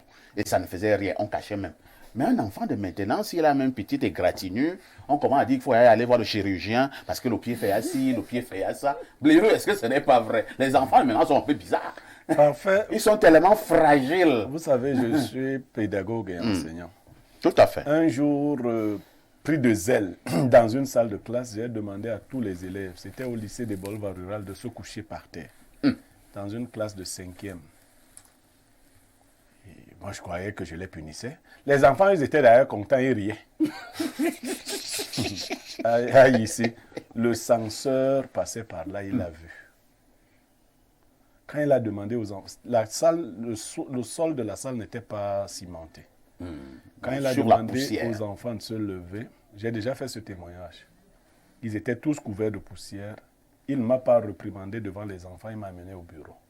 Il m'a dit, tu viens de faire quelque chose de gravissime. Tu connais les maladies qu'un enfant peut contracter en se couchant comme ça? Combien de parents ont 2 tenues pour leurs enfants? Il m'a repris. Ici, j'ai vu que j'étais très bête. Je me suis amendé, je lui rends hommage, j'ai appris que la punition doit éviter de dégrader l'individu qu'on punit. Je ne veux pas révolter les parents, j'ai fait un demi-diapap, comme on dit. On n'enlève pas les chaussures à quelqu'un n'importe comment. C'est dégradant. Vous avez l'image de l'un de nos confrères à qui on a enlevé les chaussures, les gens n'ont pas aimé. Ah bon? Oui, on n'enlève pas les chaussures aux gens. C'est vrai que je ne me rappelle plus. Hein? Bon, si tu ne te rappelles pas, tu vas te rappeler. Donc, l'affaire d'enlever les chaussures là. Et moi, je suis un parent un peu... Je suis très dur avec mes enfants. Mais je ne peux pas venir prendre mon enfant. Ici, je trouve que mon enfant est pieds nus. Soit qu'un camarade lui a pris les chaussures, soit qu'un membre de l'administration a confisqué ses chaussures. C'est pour ça que je dis aux parents, vous ne m'embêtez pas toujours. Je vais au bureau de la principale et tu donnes les chaussures de mon enfant. Et il les porte. Parce que déjà, ce n'est pas toi qui les as achetées. Et ce n'est pas un crime que mon enfant ne soit... Si tu n'es pas d'accord, tu fais rentrer mon... Et il faut même dire autre chose. Beaucoup de vos sœurs là et autres ne sont pas pédagogues. Est-ce que vous savez que vous n'avez pas le droit de faire rentrer un enfant avant les heures de fin de cours? Voilà. Il y a beaucoup de gens qui ne connaissent rien. Si quelque chose arrive. Le parent est venu laisser l'enfant. Le parent est rentré. Quand vous chassez l'enfant, il est sous la responsabilité de qui entre l'établissement et le domicile? Donc les gens, vous n'êtes pas de ceux qu'il faut faire attention. Oh, beaucoup de surveillants généraux disent souvent, rentre à la maison. Ah d'accord. Une fille de 14 ans prend la route pour rentrer à la maison. Un monsieur l'interpelle en route. Il disparaît avec l'enfant. Le parent revient à 15h30. Pour chercher son enfant. Pour chercher son enfant. On lui dit que le surveillant général a fait rentrer l'enfant. Tu sais que l'enfant l'habite où? Qui vient souvent à l'école par quel moyen? Qu'on rentre chez lui, comment? Tu lui as... Donc, en fait, c'est tout un code. Et il faut continuer d'éduquer les gens. Très bien. Et puis, quand vous punissez un enfant, la punition doit l'amener à changer. Est-ce que l'enfant, vous l'avez dit ici, est responsable des chaussures qu'il porte? Non. Pourquoi vous n'attendez pas les parents pour enlever leurs chaussures? Mais ça, c'est compliqué. Ah oui, si tu es donc une principale tenace, pourquoi tu n'attends pas les haïs, c'est quand ils vont arriver? Tu dis, remettez-moi vos chaussures. Comme vous ne voulez pas acheter les chaussures noires, les enfants sont dans ce cas des victimes. Et on ne punit pas davantage une victime. Et vous savez que nos enfants sont de plus en plus jeunes aujourd'hui. Tout à fait. Un enfant de 6e, vous avez un gars de 8 ans, 9 ans. Lui, peut-être, comme ici disait ici, lui n'a jamais marché pieds nus. Il ne connaît pas ça. Tu lui enlèves les chaussures, il devient comme Tintin là. Oui, il peut avoir un traumatisme. Et si on avait les psychologues là-bas, dans cet établissement, pour voir les traumatismes subis par les enfants déchaussés, cette dame-là ne va même pas mesurer, parce qu'on va lui faire des rapports. Que l'enfant... je ne sais pas, je crois qu'elle est camerounaise, mais de là où elle vient, vous savez que chez les Occidentaux, tu as grondé les enfants dans une salle de classe. Mais c'est dangereux. Ça fait un tollé, les ministres en parlent, les députés, le journal de 20 heures. Bon, nous, on ne veut pas que nos enfants soient choyés comme ça. Non. Moi, il faut gronder nos enfants. Il faut même quelquefois taper. Mais il faut rester maternel pour les dames. Paternel. Il faut agir avec amour. Ce n'est pas tous les enfants qui sont capables de marcher pieds nus. Et si vous avez retenu les chaussures pour un temps. Et maintenant, si la confusion se passe, il s'est passé à noter les noms des chaussures. S'il tel enfant malhonnête. Mais bien, parce qu'au moment de récupérer même ses chaussures, il y a des malhonnêtes. Comme à la mosquée là. C'est comme... Il y a des gens qui vont choisir les chaussures des autres. Parce qu'ils confortaient. Il avait une vieille tennis. Et par la jolie tennis de l'autre. Après, ça devient le Bourgogne-Djanga. Mon fils revient avec une chaussure qui regarde derrière. Merci Blériot. On va lire quand même quelques préoccupations de nos nombreux téléspectateurs. Hein. Bonjour Monsieur Parfait ici et à tout ton panel. Vous avez le don de choisir les belles femmes pour votre émission. Ah bon? Ah d'accord. Cette dame est très belle. Je suis du même avis qu'elle, naturellement. Oui, puisqu'elle vous a corrompu. Comme c'est une demi-dénonciation, nous allons attendre la suite. Bonne suite d'émission. C'est Eric Niam qui envoie cette préoccupation. Prenons un autre message. Bonjour Parfait et à tout ton panel. Parfait, s'il vous plaît, je vous en supplie, donnez-moi le numéro de Madame Otazeux. Elle est très jolie, très belle. C'est vrai que je n'ai que 26 ans, mais l'amour n'a pas d'âge. Voici le mien. Il me donne son numéro. Il dit signé Alfred Nguini depuis Mosok. Un enfant qui va mourir jeune, quand tu vois, tu sais. Demande-lui si une panthère peut prendre la viande au milieu des lions. Ouais, mon enfant. Ouais. Le fiston de 26 ans. Ouais. Je ne sais pas. Non, demande, est-ce qu'une panthère peut prendre la viande au milieu des lions? Blaireau t'a répondu. Suis l'émission et ris de temps en temps. Contente-toi de ça. Alors, quelqu'un dit ici, c'est le 212. Hein?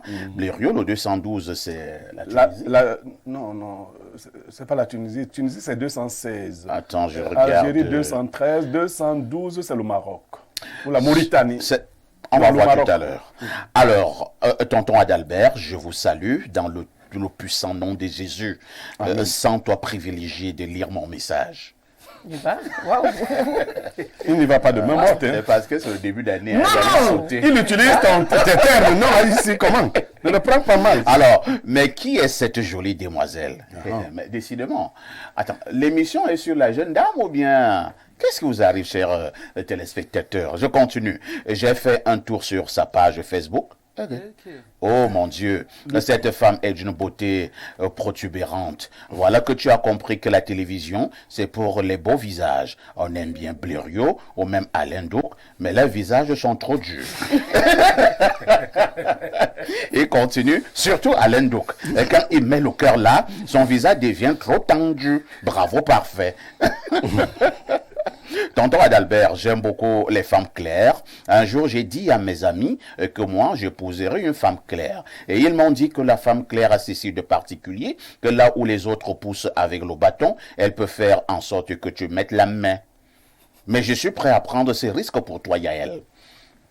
Wow. Pour chuter, désormais je donnerai aussi chaque jour une sagesse. Voici la sagesse du jour. Et si vous êtes patient et que vous restez au bord de la rivière, vous verrez passer les cadavres de tous vos ennemis. Mais vous pouvez aussi être au bord de la rivière et on vous pousse. Non, vous connaissez toute l'histoire, là, non? Il reprend l'une de mes vieilles pensées. Bon, j'ai lu d'abord la fin du message. Hein. Parfait. La personnalité qui t'a appelé là, c'est lui, Paul Motazeux. Non, c'est pas lui, Paul. Je vous souhaite à tous en cette année 2025 ce que vous méritez, signer ton expert en idées et concepts agrégés. Waouh, formidable. Bon, Blériot rappelle un peu hein, la citation du téléspectateur de tout à l'heure, parce que ça a une histoire. Non, c'est une vieille citation que j'ai donnée il y a 7 ans, par là. Sur un plateau de télévision. Sur un plateau de télévision, ailleurs, je disais, si tu restes patient sur le bord de la rivière, tu verras passer les cadavres de tous tes ennemis. Et Parfait était modérateur, il a acquiescé la sagesse, et un copanéliste a dit... Tu peux rester là pour attendre les cadavres des ennemis. On vient te pousser dans la rivière. La vérité est que, ouais, voilà, en profondeur, sur le plateau, Blériot avait des problèmes avec un collègue avec qui nous faisions toujours l'émission. Donc, ils s'entendaient pas ces jours-là. Ouais, l'atmosphère était tendue. Ouais, deux frères très tendus. Oui, très tendus. Et moi, j'ai donc là, leur de modérer. Moi, je connais tous les dessous. Les dessous. Donc, quand je viens donc, moi, je commence à faire à jouer mon rôle.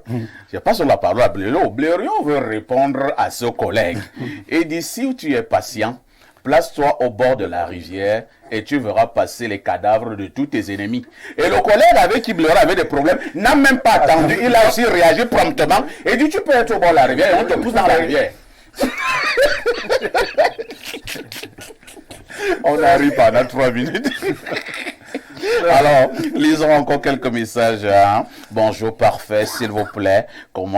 J'aimerais savoir si vous avez un contact pour le projet de Mbalam, le chemin de fer de Kribi. Cela fera déjà 2 mois que j'ai déposé mes dossiers et faire des allers-retours sans suite. Pourtant, mes amis qui n'ont pas de compétences y travaillent déjà. Qui lui a dit que ses amis n'ont pas de compétences? Voilà donc. Et Parfait, je vais corriger. Oui. Je vais donner un conseil. Quand vous avez une âme noire, votre avenir sera sombre. Ouais. Pour vous élever, vous n'avez pas besoin de détruire les autres ou de rabaisser les autres. Ce que tu viens de dire là, il te faut peut-être 6 semaines de prière pour que ça se lave d'abord. Qu'est-ce que tu en sais? Pourquoi le sort des autres? La miséricorde, tu sais ce que c'est? Moi, mes camarades, j'étais premier en fac.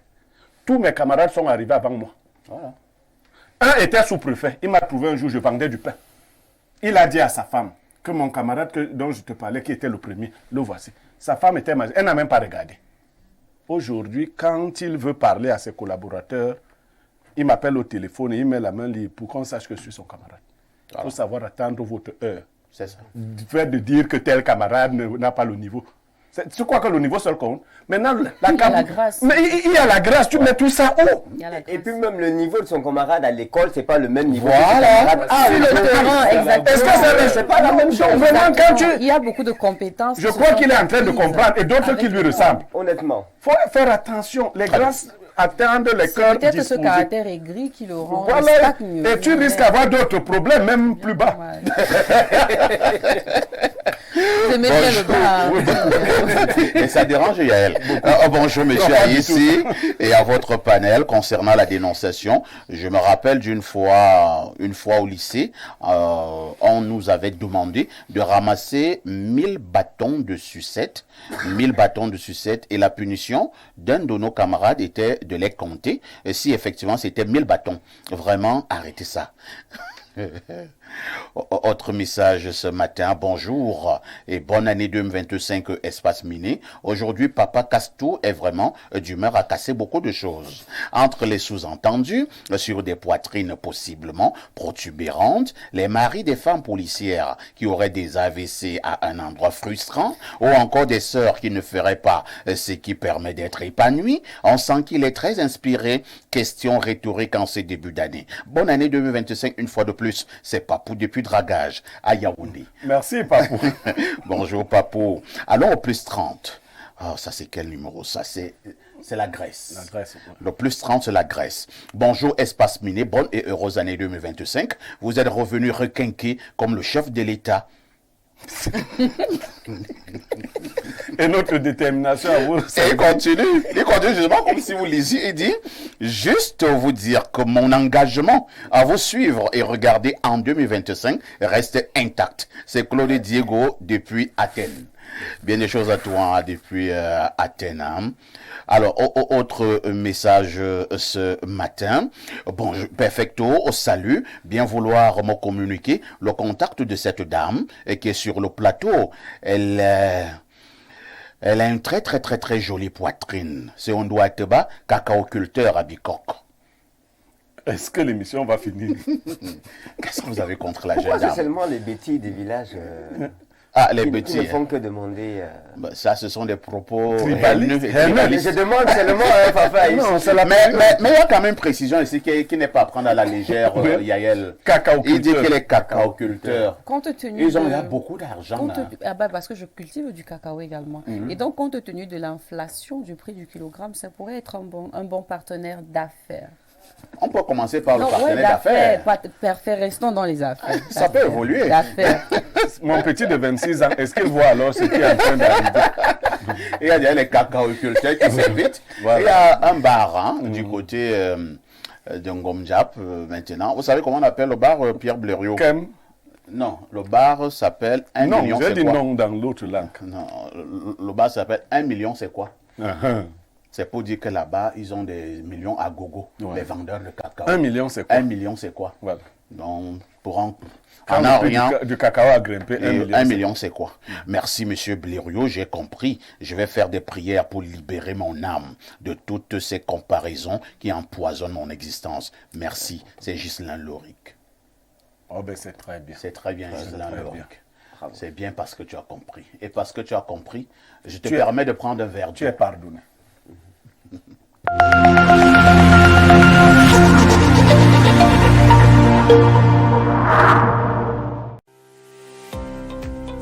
Aigle, application informatique de gestion logique des effectifs et de la solde. Aigle, la matérialisation d'une vision. Synchronisation de la carrière et de la solde. Automatisation des avancements d'échelon. Notification instantanée par messagerie. Traitement rapide des dossiers. Transparence accrue. Contrôle des présences au poste. Efficacité et qualité de service. bilinguisme intégral. Aigle, c'est aussi un portail web innovant en mode self-service sur www.portail.aigle.gov.cm.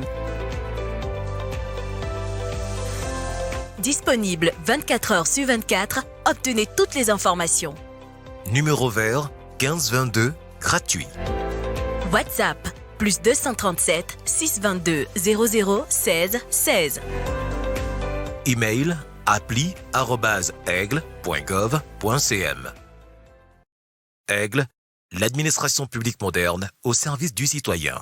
Vous rêvez d'un cadre idéal pour vos séjours à Yaoundé? Une seule adresse, Safari Hotel. Safari Hotel offre 40 chambres VIP et des suites et appartements ultra modernes. Le Safari Hotel, c'est aussi un bar-restaurant ultra chic, véritable carte postale, propice et discret pour vos moments de détente. Avec un parking avant et arrière sous vidéosurveillance et un groupe électrogène qui vous met à l'abri des coupures intempestives d'électricité. Le Safari Hotel dispose également des salles de banquet de 400 à 500 places, de conférences d'une capacité de 150 places, ainsi qu'un service traiteur pour vos événements. Votre hôtel 3 étoiles situé au quartier Sam dans le 3e arrondissement de la capitale, entre la SCDP et Garantie Express, est à 5 minutes du centre-ville.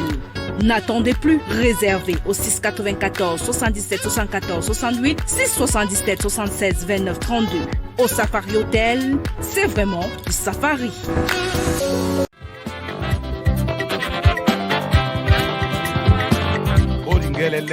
Pour tous vos événements administratifs, campagnes de communication, concerts géants, meetings politiques, cérémonies de mariage, une seule adresse. Pro Sound and Light Cameroun. Pro Sound and Light Cameroun met à votre disposition une sonorisation high-tech, piano, console de mixage, ampli, micro HF et ce n'est pas tout. Pro Sound and Light Cameroun, c'est aussi le rendez-vous avec l'écho des haut-parleurs pouvant couvrir des lieux de 500 à 5000 personnes. Briller avec un système de lumière intelligente sur des podiums modulables. Pro Sound and Light Cameroun est situé à Olembe, Dubai City. Contact 654 85 81 03 673 58 07 62. Pro Sound and Light Cameroun, animez vos événements avec le bon matériel.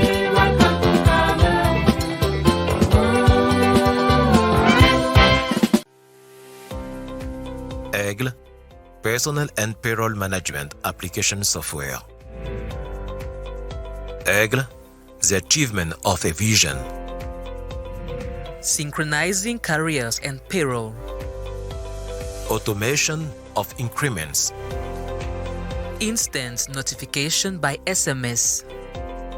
Diligent file processing. Enhanced transparency.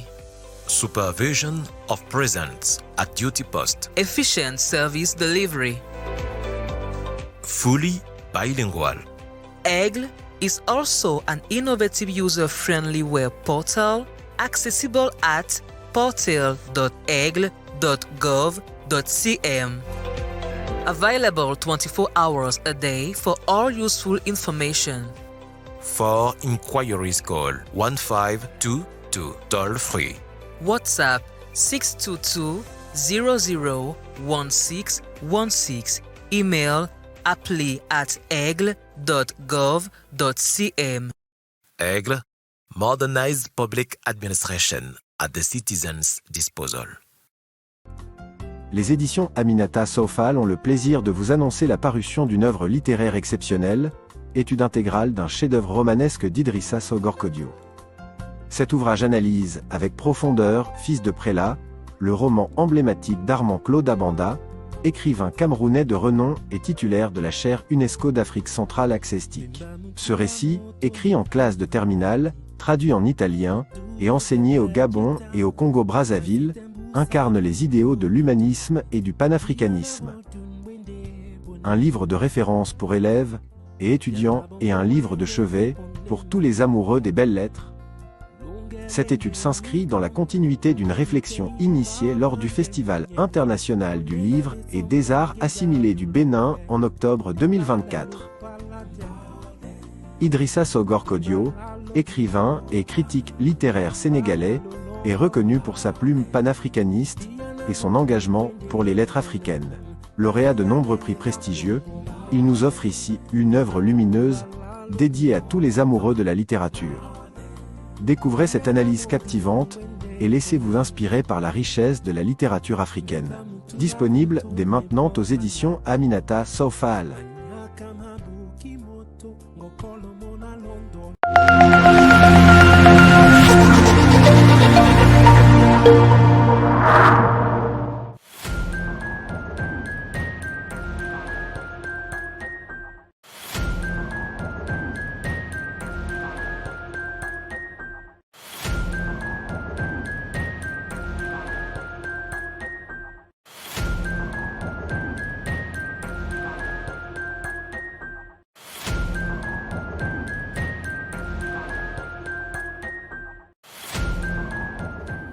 Si vous nous retrouvez à l'instant, vous avez fait le meilleur choix, c'est celui de regarder Info TV dans le cadre justement de son programme Espace Miné, 10h, 11h52, de lundi à vendredi. Nous sommes mardi, c'est mardi entrepreneuriat. Nous vous le disions à l'ouverture, un angle précis de cet entrepreneuriat nous intéresse ce matin. Nous voulons savoir pourquoi les jeunes Africains ne s'intéressent pas beaucoup dans le domaine de l'entrepreneuriat. Je commence par Joseph Zambo, qui a eu toujours l'habitude de nous planter le décor. Joseph, première question d'abord. Est-ce que le constat est vrai que bon nombre de jeunes Africains ne s'intéressent pas à l'entrepreneuriat? On est d'accord sur le constat? Bon, ils s'intéressent par contre, mais ne savent pas comment faire pour se lancer. Et vous continuez donc à parler. Oui. L'entrepreneuriat est souvent présenté comme une voie promoteuse pour les jeunes, offrant des opportunités d'indépendance et d'innovation. Cependant, nombreux sont ceux qui hésitent à se lancer dans cette aventure. Comprendre leurs pensées et leurs peurs est essentiel pour les soutenir officiellement. Pour certains jeunes, l'entrepreneuriat représente une chance d'épanouissement personnel et professionnel. Ils voient la création d'entreprises comme une opportunité de réaliser leurs rêves, d'apporter des solutions novatrices à des problèmes concrets. En revanche, d'autres perçoivent cette voie comme risquée, avec la possibilité d'échecs et de pertes financières. Des témoignages de jeunes entrepreneurs partageant leurs expériences positives et négatives peuvent enrichir cette discussion et la rendre plus tangible. Plusieurs facteurs expliquent l'hésitation des jeunes à se lancer dans l'entrepreneuriat. La peur de l'échec, manque de ressources, pression sociale et les solutions et soutiens. On peut avoir au niveau de l'éducation et la sensibilisation, ou on peut proposer des programmes éducatifs sur l'entrepreneuriat dès le plus jeune âge, incluant des ateliers, des formations pratiques qui peuvent éveiller l'esprit entrepreneurial. On parle de l'accès au financement. On peut encourager les banques et institutions financières à offrir des prêts à faible taux d'intérêt ou des subventions spécifiques destinées aux jeunes entrepreneurs. Le mentorat et le réseautage peuvent créer ou guider des jeunes dans leur parcours entrepreneurial. Les témoignages d'entrepreneurs expérimentés peuvent inspirer et rassurer ceux qui hésitent. Alors, en abordant justement et en fournissant un soutien adéquat, nous pouvons aider les jeunes à surmonter leur hésitation et à saisir les opportunités entrepreneuriales. L'avenir de l'entrepreneuriat en Afrique, plus précisément au Cameroun, dépend de leur capacité à croire eux-mêmes et en leurs idées.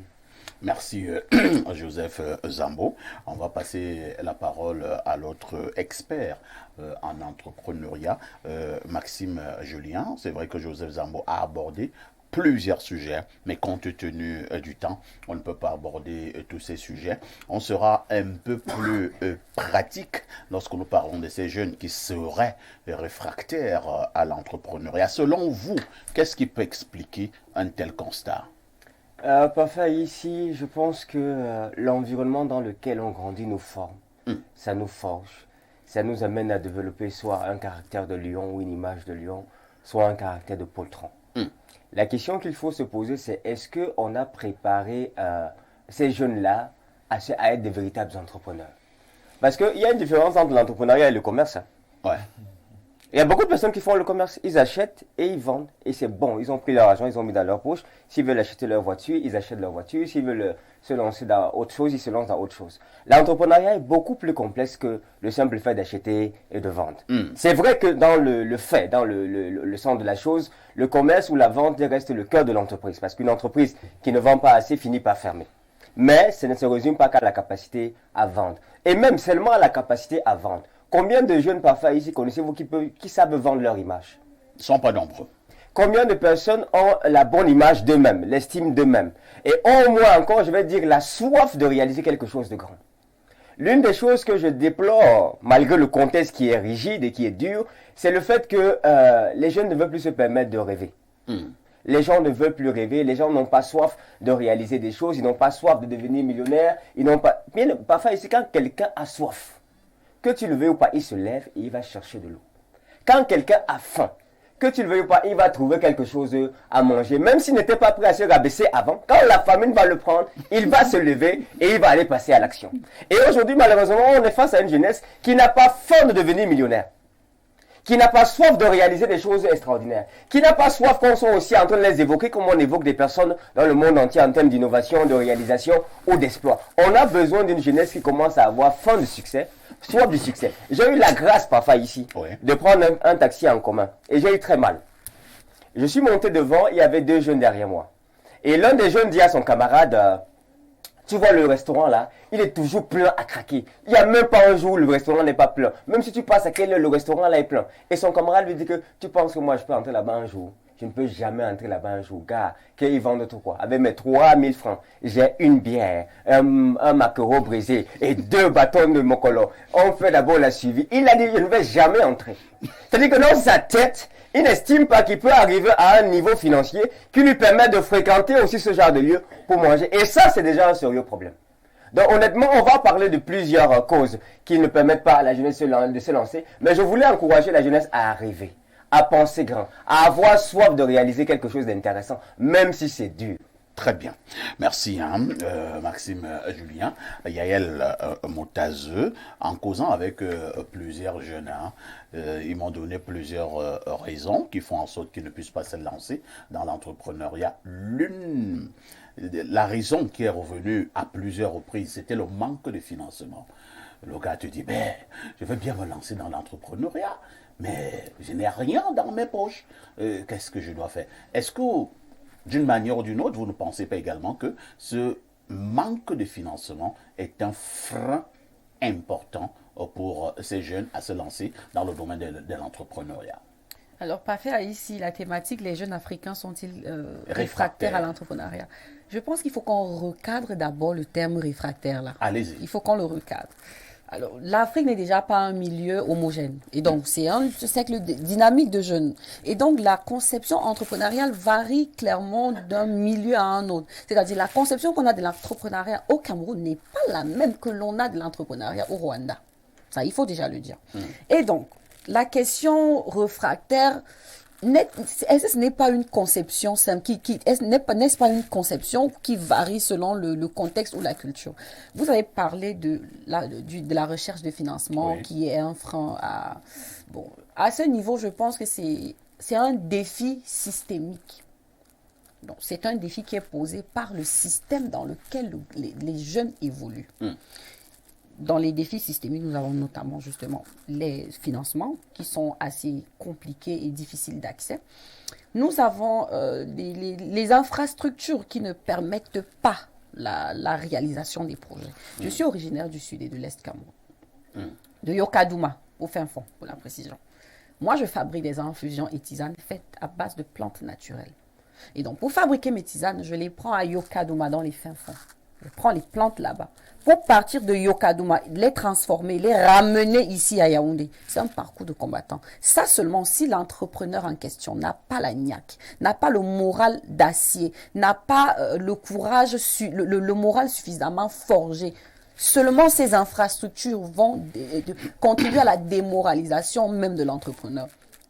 Donc, moi, je préfère qu'on mette d'abord le financement à côté. Parce que quand on ne crée l'entreprise, on ne va pas dans le financement. On ne se lève pas, on crée l'entreprise et puis on veut le financement. C'est ça le problème des jeunes au Cameroun. Ils créent un tourneau d'eau aujourd'hui. Demain, il va chez Vision Finance et demander l'argent. Après, demain, il veut que ça devienne le famous. Non, c'est pas possible. Il y a ce qu'on appelle en entrepreneuriat le timing. Et donc, le financement, en réalité, en entrepreneuriat, le financement est peut-être l'un des derniers points même à attaquer. Il y a beaucoup de points. Et donc, le financement ne peut pas être une cause majeure à un jeune Africain. Alors, pour vous, donc, qu'est-ce qui fait problème? C'est le manque de volonté, c'est le manque de croyance en soi, ou bien c'est le manque, justement, de prendre le risque? Il y a beaucoup de problèmes. On ne peut pas prendre un seul. Oui. Parce que vous pouvez avoir toute la volonté nécessaire. Vous pouvez avoir toutes les ambitions qui vont avec. Mais le système dans lequel je ne tire pas sur le système. Attention. Vous avez peur de tirer sur le système? Eh bien, je suis entrepreneur, je vis les réalités. Pourquoi ne pas en parler? Le système dans lequel vous grandissez ne vous permet pas de vous déployer. J'ai pris mon cas. Je suis entrepreneur, je fabrique des tisanes qui proviennent de Sambé, Mamoyomesi chez moi et de Yokadouma chez ma mère. Pour partir de Yokadouma, arriver à Yaoundé, venir transformer ma matière première, l'exposer, la valoriser, la présenter au monde extérieur, valoriser les richesses camerounaises, c'est un parcours de combattant. Seulement les infrastructures. Donc, on a des problèmes systémiques qui sont la logistique. Maintenant, on va dans les financements. Les financements sont, comme je l'ai dit en entame tout à l'heure, l'un des rares points. Très bien. Et puis également, nous avons les formations adéquates. Les jeunes ne veulent pas se former. Les jeunes, non seulement, certains ne veulent pas et certains n'ont pas accès, ils n'ont pas la possibilité d'avoir accès aux formations nécessaires à l'entrepreneuriat. Je vous prends également un exemple. Le cas actuellement, comment est-ce qu'on l'appelle le commerce digital, ou alors le commerce digital fait partie des atouts, le e-commerce fait partie en ce moment des atouts majeurs à l'entrepreneuriat. Nous vivons dans une société où même le réseau Internet qu'on paie avec notre argent, on n'a pas. Mais comment un jeune entrepreneur, quelqu'un qui veut se lancer dans le e-commerce va faire pour promouvoir ses produits? Et pourtant, la connexion est, je ne vais pas dire merdique, vous allez m'excuser le terme. Il y a tellement de facteurs qui s'imposent involontairement aux jeunes entrepreneurs africains. Et ces facteurs-là, ils ne sont pas, les jeunes Africains, ils les subissent en fait.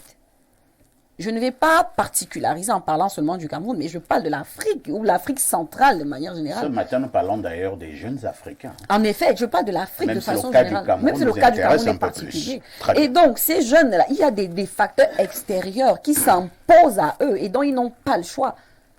Je vous ai pris le cas de la connexion Internet au Cameroun. Nos opérateurs de réseaux téléphoniques et tout. Et puis, il y a l'énergie électrique qui ne favorise pas la situation. J'encourage généralement les jeunes à entreprendre dans le secteur informel. Quand je dis jeune, je le suis également. Un jeune qui veut faire les sucettes, par exemple, il veut vendre le folie. Il n'y a même pas de courant. Le simple courant, il n'y a pas. Comment il fera?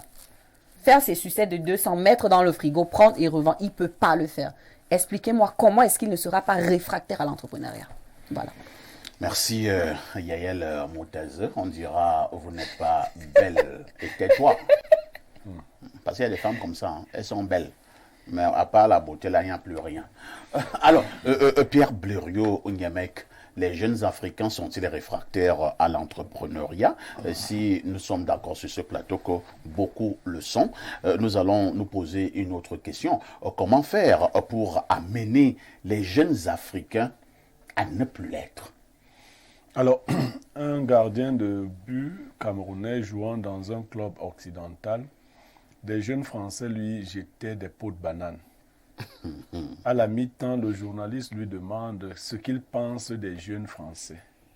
Il répondit à l'époque, on doit éduquer les petits Français, mais qui va les éduquer puisque leurs parents même ne le sont pas? Joseph-Antoine Bell.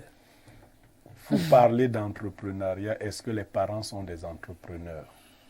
Est-ce que les enseignants sont des entrepreneurs? Quand vous entrez dans une salle de classe au primaire, vous trouvez une maîtresse qui pleure, un maître qui pleure, qui dit que son salaire n'est pas passé, qui ne dit pas aux enfants qu'il ou elle a un champ, qu'il a telle structure, qui présente la vie comme étant un pandémonium. Quand vous venez sur Terre, vous souffrez seulement, vous souffrez. Et la maîtresse ou le maître disent que les gens qui ont les grosses voitures là sont des sorciers. Ils vendent les membres des familles. Vous dites que c'est les jeunes qui sont réfractaires. Non, nous avons une psychologie entrepreneuriale qui est branlante. Et à côté de ça, qui sont ceux qui gèrent les futurs entrepreneurs? Ce sont des fonctionnaires qui ne savent rien de l'entrepreneuriat et qui ont peur que eux, étant fonctionnaires, ne soient pas riches et que les entrepreneurs le deviennent. Donc, eux, ils sont les adversaires et les ennemis des entrepreneurs. On a pris le sort des entrepreneurs. On a confié à des gens qui n'en savent rien. Vous voulez des intrants au moment où vous devez faire des cultures, ils vous les donnent quand la période des cultures est passée. C'est-à-dire quand ça ne peut plus vous servir. Il y a beaucoup de choses. Alors, est-ce qu'il y a une école primaire où on forme les entrepreneurs, des jeunes entrepreneurs? Non. Mais il y en a quand même une. Là. Une école primaire? Ça, oui. Bon, c'est ça. Petit génie. Ok, bon. Attends, c'est une école publique? Privée. Bon, c'est déjà bien. Si ça commence à... Au Cameroun? Au Cameroun, c'est ils font bien. des choses extraordinaires. C'est formidable. C'est formidable. Parfait, Aïs. C'était dans une seule école. Parfait. Il y a une mentalité à l'entrepreneuriat. La culture entrepreneuriale. J'ai commencé à former mon premier fils. Vous savez ce que sa maman lui a dit? Non. Vraiment, ton père veut que tu sois un voyou. Hein. C'est-à-dire que parce qu'il devait porter le costume. Un entrepreneur ne porte pas le costume. C'est-à-dire qu'un enfant que vous voulez... Bon, ça c'est un choix de vie. Nous venons travailler. Un tenue de travail. Quand je vais finir l'émission ici, je prendrai la route d'Hawaï. Je vais changer de vêtements. Quand j'arrive à Hawaï-Ville, je suis en botte et autres. Le commandant me dit, hey, c'est pas lui qu'on voit souvent à la télé. Je dis, oui, mais vous ne pouvez plus reconnaître la BC. C'est une culture. Combien de jeunes peuvent prendre, et ça, il faut, quand c'est bien fait, combien de jeunes peuvent prendre un plateau posé sur la tête? Ça, c'est une bonne question. Combien de jeunes? Si tu lui poses un plateau même de bananes sur la tête, s'il voit sa copine, il va verser les bananes là. Ça, c'est clair. Et puis, attendez, vous savez le courage qu'il faut pour aller proposer un produit à quelqu'un, à la maison, au bureau, il faut vous rabaisser parce que la personne vous regarde de haut. Il y a toute une mentalité à avoir. Si vous voulez être un entrepreneur, beaucoup d'humilité. Vous vous ferez humilier par des gens qui n'ont pas le centième de ce que vous avez dans votre compte. Vous savez, parce que vous êtes vendeur. Parce que vous êtes vendeur. Quelquefois, vous irez vers quelqu'un, vous aurez l'obligation de cacher votre véhicule. D'autres fois, il faudra prêter un véhicule en fonction de la psychologie de la personne que vous abordez. Il y en a qui estiment que si vous êtes riche, ils ne peuvent plus vous aider à devenir plus riche. Donc, il faudra vous présenter comme n'ayant pas grand-chose, comme un pauvre. D'autres estiment que si vous venez étant humblement habillé, sans une grosse voiture, ils ne peuvent pas traiter avec vous. C'est notre environnement qui tue l'esprit, la vision. Il nous faut des gens qui ont fait... Parce que aussi ceux qui semblent avoir réussi, pour la plupart ont triché. Ils sont donc incapables de montrer la traçabilité de leur évolution et d'inspirer. Quand vous avez triché, vous racontez une histoire décousue. Vous voyez, je vendais les arachides. Bon, tu étais le seul à vendre les arachides. Tu vendais tes arachides à qui et tout. Bon, après, tu es devenu multimilliardaire. Après, on ne comprend plus comment ça s'est passé. Mais il faut que tu dises la vérité qu'à un moment donné, l'État du Cameroun a décidé de nous accompagner. Il faut que les jeunes comprennent que bon, tu peux devenir, à un moment donné, tu peux rester au niveau de millionnaire. Si tu veux passer à une autre étape, il faudrait peut-être que tu sois accompagné. On ne devient pas milliardaire seul. Ce n'est pas possible. À moins que tu marches dans une forêt, tu trouves un sac d'argent qu'un blanc avait pris et puis il voulait fuir et il est tombé. Même le sac d'argent ne vaut pas 1 milliard. Je veux dire, ainsi de suite. Déjà qu'il ne sait même pas retrouver. Il y a tout un environnement mental et psychologique qu'il faut créer si on veut fabriquer des entrepreneurs. Merci, cher Pierre Blériot, pour cette plaidoirie, ça a tout l'air. Alors, bonjour à tous les intervenants. Et là, nous sommes dans quel pays là? Le plus 1, nous sommes au Canada. Bonjour donc à tous les intervenants. J'aurais juste une question. Est-ce à dire que la quête du travail aujourd'hui soit essentiellement basée sur les relations et non les compétences? Ça n'a rien à voir avec la croyance en soi. Bien, le bonjour à vous et à tous les intervenants, ingénieurs de formation. J'aimerais donner mon avis. Les jeunes ne sont pas réfractaires, mais juste pas formés pour l'entrepreneuriat, d'une part. Maintenant, c'est fini. À l'école primaire, on m'avait dit quand on dit d'une part, on s'attend à d'autre part. Maintenant, toi, tu m'entraînes non seulement mettre l'école primaire qui était bête. Non. Alors, bonjour parfait, il y a tout un panel. L'entrepreneuriat ne peut pas se développer dans un pays géré par les méthodes néocoloniales. Pas d'infrastructure normale, une économie libérale écrasée par les grandes puissances à l'absence de la protection des entreprises nationales. La faute revient principalement aux gens qui gèrent le Cameroun sans vision réelle. C'est Hilaire de Niga qui envoie donc ce message. Bonjour au panel. Très belle intervention de Yael Motazeux, plutôt jolie dans ses propos aussi. Ah, je souligne aussi. Tout de même, le financement demeure la condition existentielle de toute entreprise. On se forme en agriculture, mais même pour faire un champ dans son propre village, il faut un financement minimal. On aura beau avoir une bonne mentalité entrepreneuriale, mais sans financement, c'est zéro. C'est Dr Congo Francis, depuis l'hôpital de district des Foulanes. Autre message ce jour, allons au plus 33. C'est la France. Bonjour Monsieur Aïssi, j'ai adoré la réponse énergétique du consultant et par-dessus le marché, les engagements qu'il a pris pour l'année 2025. Il faut vraiment que quelque chose dans ce pays soit fait, que les médiocres restent à leur place, car il n'y a rien de plus dangereux qu'un idéaliste au mauvais endroit. Autre message ce matin, que dit ce téléspectateur? Le message va partir et moi je vais le récupérer. Bonjour Monsieur Aïssi, très élégant comme d'habitude. Les jeunes ont vraiment le manque de financement et le Cameroun n'est pas quoi? Je vois n'est pas tu les entrepreneurs tellement. Il dit que les entrepreneurs ont tellement d'obstacles. Blériot, soyez indulgents. Vous êtes vraiment très très dur. Vous n'êtes pas très loin des prêtres là. Aboubakari Adamou de la ville de Garoua. Il parle de quoi, Aboubakari? Le prêtre qui a dit que le diable vient d'abord. Bonne année à vous, Monsieur Parfait, ici et votre panel, qui est jeune ce matin et intéressant. D'ailleurs, cette fille est bien futée. Quant à la question du jour, nous avons un problème culturel tout d'abord et un problème lié au système qui ne favorise pas ce secteur. Au-delà de ça, nous n'avons pas de modèle pour ce secteur car nos aînés entrepreneurs non seulement ne veulent pas nous tenir à la main, ils ne sont sans méthode ni technique, car beaucoup ont atteint le niveau, soit en trichant, soit par hasard. Lisons une dernière préoccupation. Alors, que dit ce téléspectateur? C'est Eric Niam qui revient. Il continue, non seulement elle est belle, mais elle est aussi bien structurée intellectuellement. Le problème est systémique. Il reprend le terme de la jeune dame. Notre environnement n'est pas propice pour un jeune qui veut vraiment entreprendre sans tricher. C'est Eric Niam. Joseph Zambo pour la deuxième et dernière partie de ce programme. On a parlé tout à l'heure de la formation. On a parlé tout à l'heure de financement. On a parlé de la culture entrepreneuriale. Moi, je voudrais aborder un autre sujet, même si Blériot collera aussi un mot sur cet aspect des choses tout à l'heure. Est-ce que il n'y a pas également la culture coloniale qui continue, j'ai failli dire à nous abêtir, mais le mot est fort, qui continue à nous tenir captifs. On nous a appris qu'il faut être habillé comme parfait ici pour montrer qu'on a réussi sa vie. Costume, cravate et parler en bon français.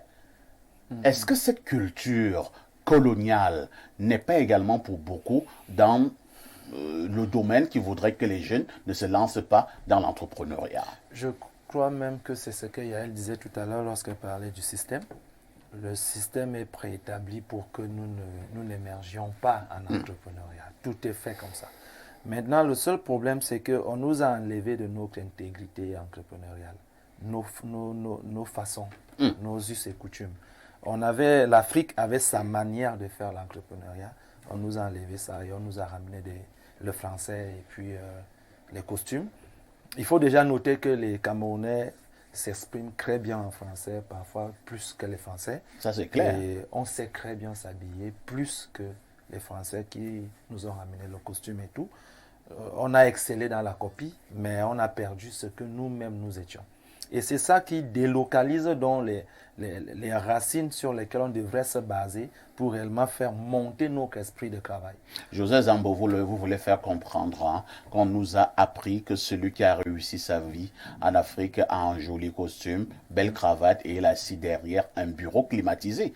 Oui. Voilà l'exemple de réussite sociale. Oui, pour jouer sur le pareil, on nous a appris à faire jaillir l'esprit de réussite, mais on ne nous a pas appris comment installer la réussite. Qu'en faut-il faire? Bon, dans ce cas, il faut qu'on revienne aux normes. Il faut bien que les gens sachent que si vous êtes pauvre chez vous, ce n'est pas de la faute de quelqu'un. Si vous êtes né pauvre, peut-être vous pouvez accuser papa qui n'a pas mis un minimum, mais si vous mourrez pauvre, vous n'aurez personne à accuser. Donc, à un moment donné, vous serez obligé de sortir de ces barrières et ça va commencer par nous tous. On ne peut pas accuser X personnes parce qu'à un moment donné, la responsabilité est de nous tous de sortir des méandres qui bloquent l'entrepreneuriat à monter. Et pour que cela se fasse, il faut qu'on rentre dans nos traditions. Il faut qu'on rentre sur nos terres, dans nos champs. Il faut qu'on rentre. Vraiment, ce n'est pas encore le moment qu'on parle de l'IA, l'intelligence artificielle. Ce n'est pas encore le moment. Il faut qu'on établisse encore les bases. Les gens ont encore faim du strict minimum. Les gens n'ont même pas encore de quoi manger, de quoi envoyer les enfants à l'école. Le minimum de choses n'est pas encore établi, mais comment un affamé peut se placer sur une table de personnes qui parlent d'un projet de centaines de milliards? À un moment donné, il faut qu'on quitte sur le rêve là. Et aussi que les menteurs, ceux qui ont les 50 000 idées par seconde là, arrêtent de nous remplir les réseaux sociaux. Il faut que ceux qui font l'entrepreneuriat, qui réussissent dans l'entrepreneuriat, puissent parler de l'entrepreneuriat. Que ces faux menteurs qui sont arrivés dans des réussites entrepreneuriales, sans qu'on sache comment ils sont arrivés, qui ne peuvent même pas reclasser le storytelling de leur réussite, qu'ils arrêtent d'enfumer la jeunesse. Parce que nous, on a besoin que les bases de l'entrepreneuriat au Cameroun soient établies, commençant d'abord par l'environnement qui doit être propice à nous accueillir. Parce que nous ne sommes pas on ne se retrouve pas encore. Il faut qu'on ait le courant, c'est la première chose, l'électricité. C'est le strict minimum. Deuxième chose, il faut qu'on ait l'accessibilité à nos terres, aux zones de vente, de commerce et tout. Troisième chose, il faut qu'on puisse avoir les portes à l'international. Si déjà nos propres frères qui sont quittés ici pour aller ailleurs, développer leurs pensées, développer les idées, ne peuvent pas revenir vers nous pour nous encourager, nous soutenir ou acheter nos produits parce qu'on dit qu'ils ont la double nationalité, c'est un problème. Il y a tellement de facteurs qui ne sont que des petits claquements de doigts comme ça pour que tout change, mais qui ne changent pas parce que le système préétabli par les colons a embrigadé notre système et nous sommes toujours en train de nager là-dessus. Et nous, les jeunes entrepreneurs, on essaie de quitter, mais à un moment donné, on est coincé. Mais on ne va pas rester coincé longtemps, on va faire ce qu'on doit faire. Merci Joseph Zambo. Maxime Julien, la méthode est bien connue sur ce plateau. Nous faisons par moments des constats. Nous disons comment ça se manifeste sur le terrain, mais à la fin, nous donnons quelques esquisses de solutions. Nous apportons une réponse aux problèmes opposés. C'est cette phase qui m'intéresse maintenant. Lorsque nous avons fini d'établir tous ces constats, que faut-il faire pour que l'Africain qui nous regarde ce matin, et plus particulièrement le jeune Camerounais qui écoute cette émission, puisse savoir ce qu'il faut faire s'il veut se jeter dans l'entrepreneuriat? Merci Pafa ici pour la question. Je dirais d'entrée de jeu qu'aujourd'hui je partage un avis un peu mitigé sur l'apport du gouvernement en ce qui concerne la politique entrepreneuriale. Il y a 10-15 ans, je n'entendais pas parler d'entrepreneuriat. Aujourd'hui, j'entends beaucoup parler d'entrepreneuriat. Il y a 10-15 ans, il n'y avait pas aussi des entrepreneurs ou des coachs de développement personnel. Je ne suis pas sûr que vous entendez parler de développement personnel dans les réseaux sociaux. Il y a 10-15 ans, il y a plein de choses qu'il n'y avait pas.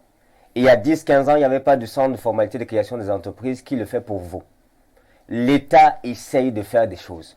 Ce matin, on a commencé par apprécier les routes qu'on a commencé à arranger. L'État essaye de faire des choses. Donc la première chose que j'aimerais que les jeunes retiennent, c'est qu'il y a espoir.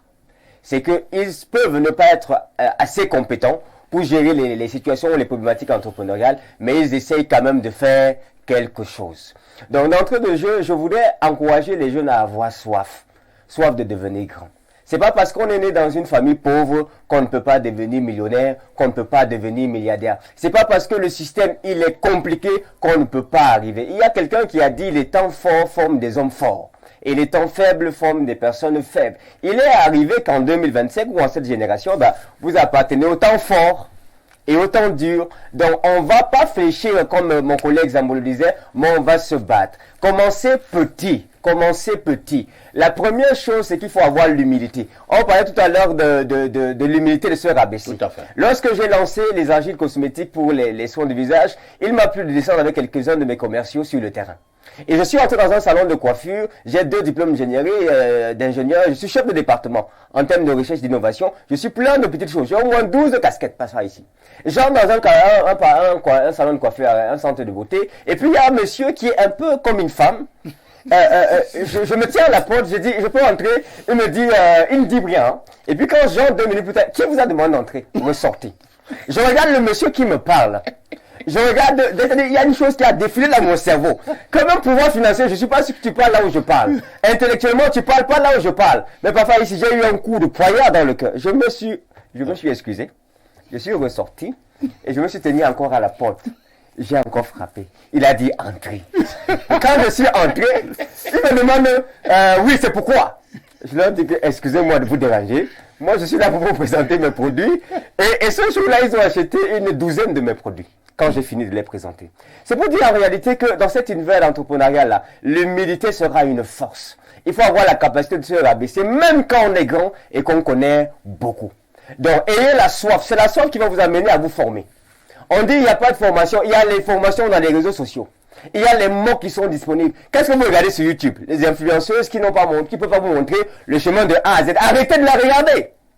C'est vous qu'on va accuser là. Si vous ne réussissez pas, c'est pas quelqu'un d'autre. C'est pas le gouvernement. Les gouvernements ou qui des pays prospères là, qui vous a dit que c'est les entrepreneurs qui dirigent tout? Non, il faut qu'on essaye de se réveiller et qu'on se ressaisisse. Apprenez.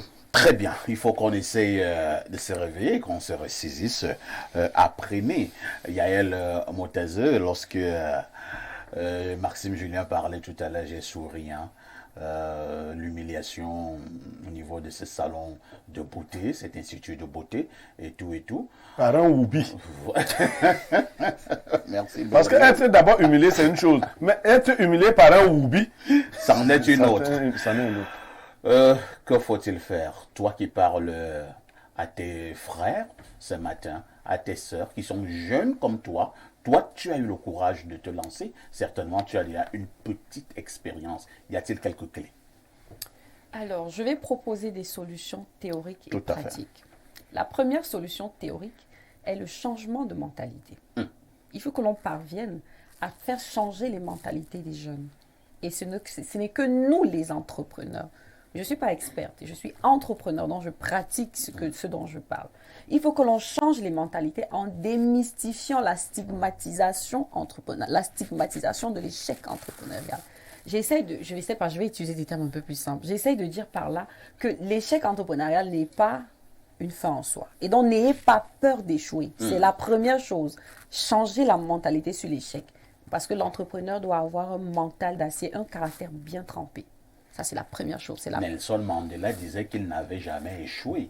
Et même lorsqu'il avait le sentiment d'avoir échoué, il n'a pas échoué. Il a plutôt appris. Il a appris, exactement. Donc, l'entrepreneur doit avoir un caractère bien trempé. Il doit être fort de caractère. C'est la première solution théorique. Changer la mentalité.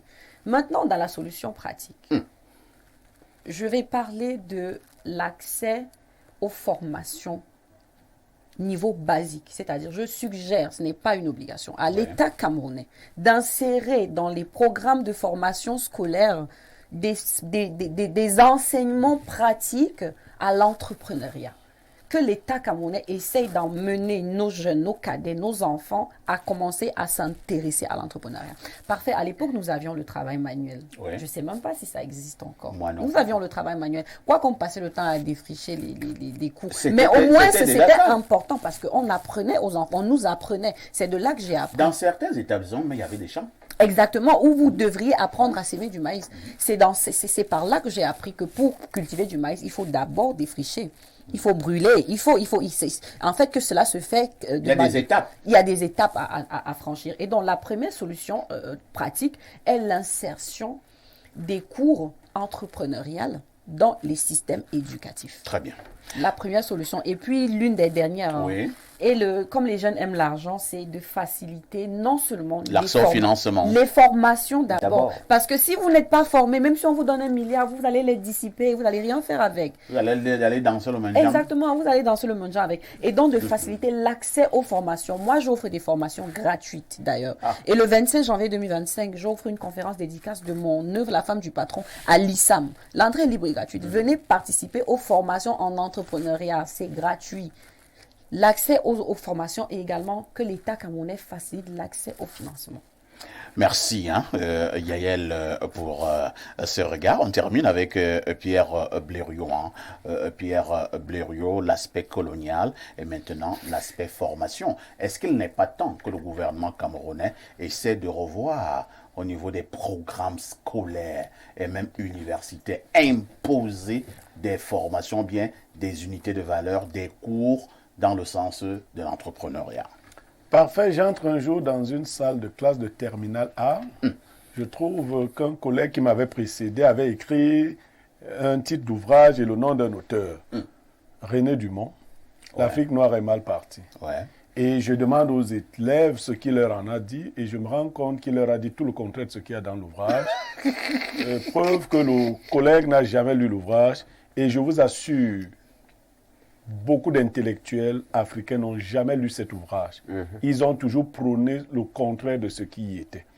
Un jour, alors que René Dumont devait être reçu par le président togolais de l'époque, il va à la présidence en bras de chemise et le protocole lui dit non, je ne peux pas entrer. Tu peux pas. Il a dit non, mais un agronome, il était ingénieur agronome, ça ne porte pas les costumes.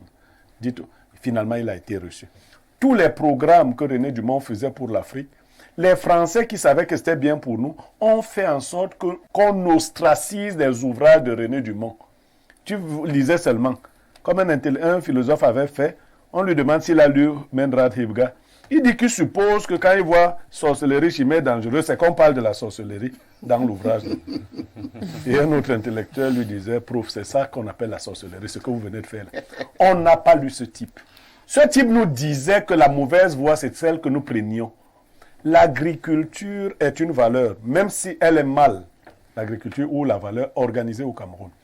Maintenant, nous avons hérité des Français, pas ce qu'il faut. Ils ont de grands fermiers. Oui. Si vous voulez être riche, étant entrepreneur, le matin, en semaine, vous porterez ces habits de fermier, mais il n'y a pas plus habillé que les fermiers. Parce que vous avez les moyens d'acheter ce qui est cher. Exactement. Ce qui est là. Vous voyez la dame là. Mais si vous la trouvez dans les champs, ce ne sera pas comme ça. Donc, vous vous trompez. Venez chercher de l'argent en vous salissant. Ensuite, vous allez vous laver parce que vous aurez le vrai argent. Donc, il faut changer sa mentalité. Quand on dit money no get color, c'est que vous vous salissez les mains.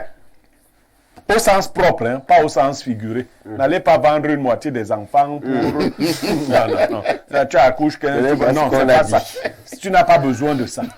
Mais vous vous salissez les mains si... En les mettant dans les bimanes. Vous vous salissez les mains. Ensuite, vous allez bien les laver. Donc, il faut changer cette mentalité du paraître. C'est vrai, nos jeunes, il y a beaucoup qui sont dans le paraître. Et tant que vous n'êtes pas encore assis, ne vous fatiguez pas. Les échecs vont vous renforcer. Mais dans l'avenir, vous serez riche. Il n'y a pas de jeunes riches. Merci Pierre Blériot. Pour terminer avec René Dumont, qui est l'un de mes meilleurs auteurs. Lorsqu'il écrit L'Afrique noire est mal partie, il a interdit d'accès dans plusieurs pays africains. Parce qu'on avait trouvé qu'il a insulté l'Afrique. Alors qu'on l'avait même pas lu. 10 ans plus tard, vous savez, c'est la réponse que René Dumont dit encore à l'Afrique, donne encore à l'Afrique. L'Afrique étranglée. Il écrit un autre ouvrage, il dit L'Afrique étranglée. Il est monté dans le Aujourd'hui même, c'est pire qu'étranglé. L'Afrique suffoque. Asphyxié. C'était mardi entrepreneuriat sur Info TV. On dira merci à nos experts, hein. D'abord à Joseph Zambo, mais également à Maxime Julien. Merci à notre consultant Pierre Blériot. 2 fois merci à Yael Motazeux, très apprécié ce jour de la classe de nombreux téléspectateurs. Vous soulignez téléspectateurs. On va voir, hein. On vous invitera de temps en temps Yael. Ne manquez pas la rediffusion de ce programme, c'est tous les soirs à partir de 22h30. Une question avec tout ceci.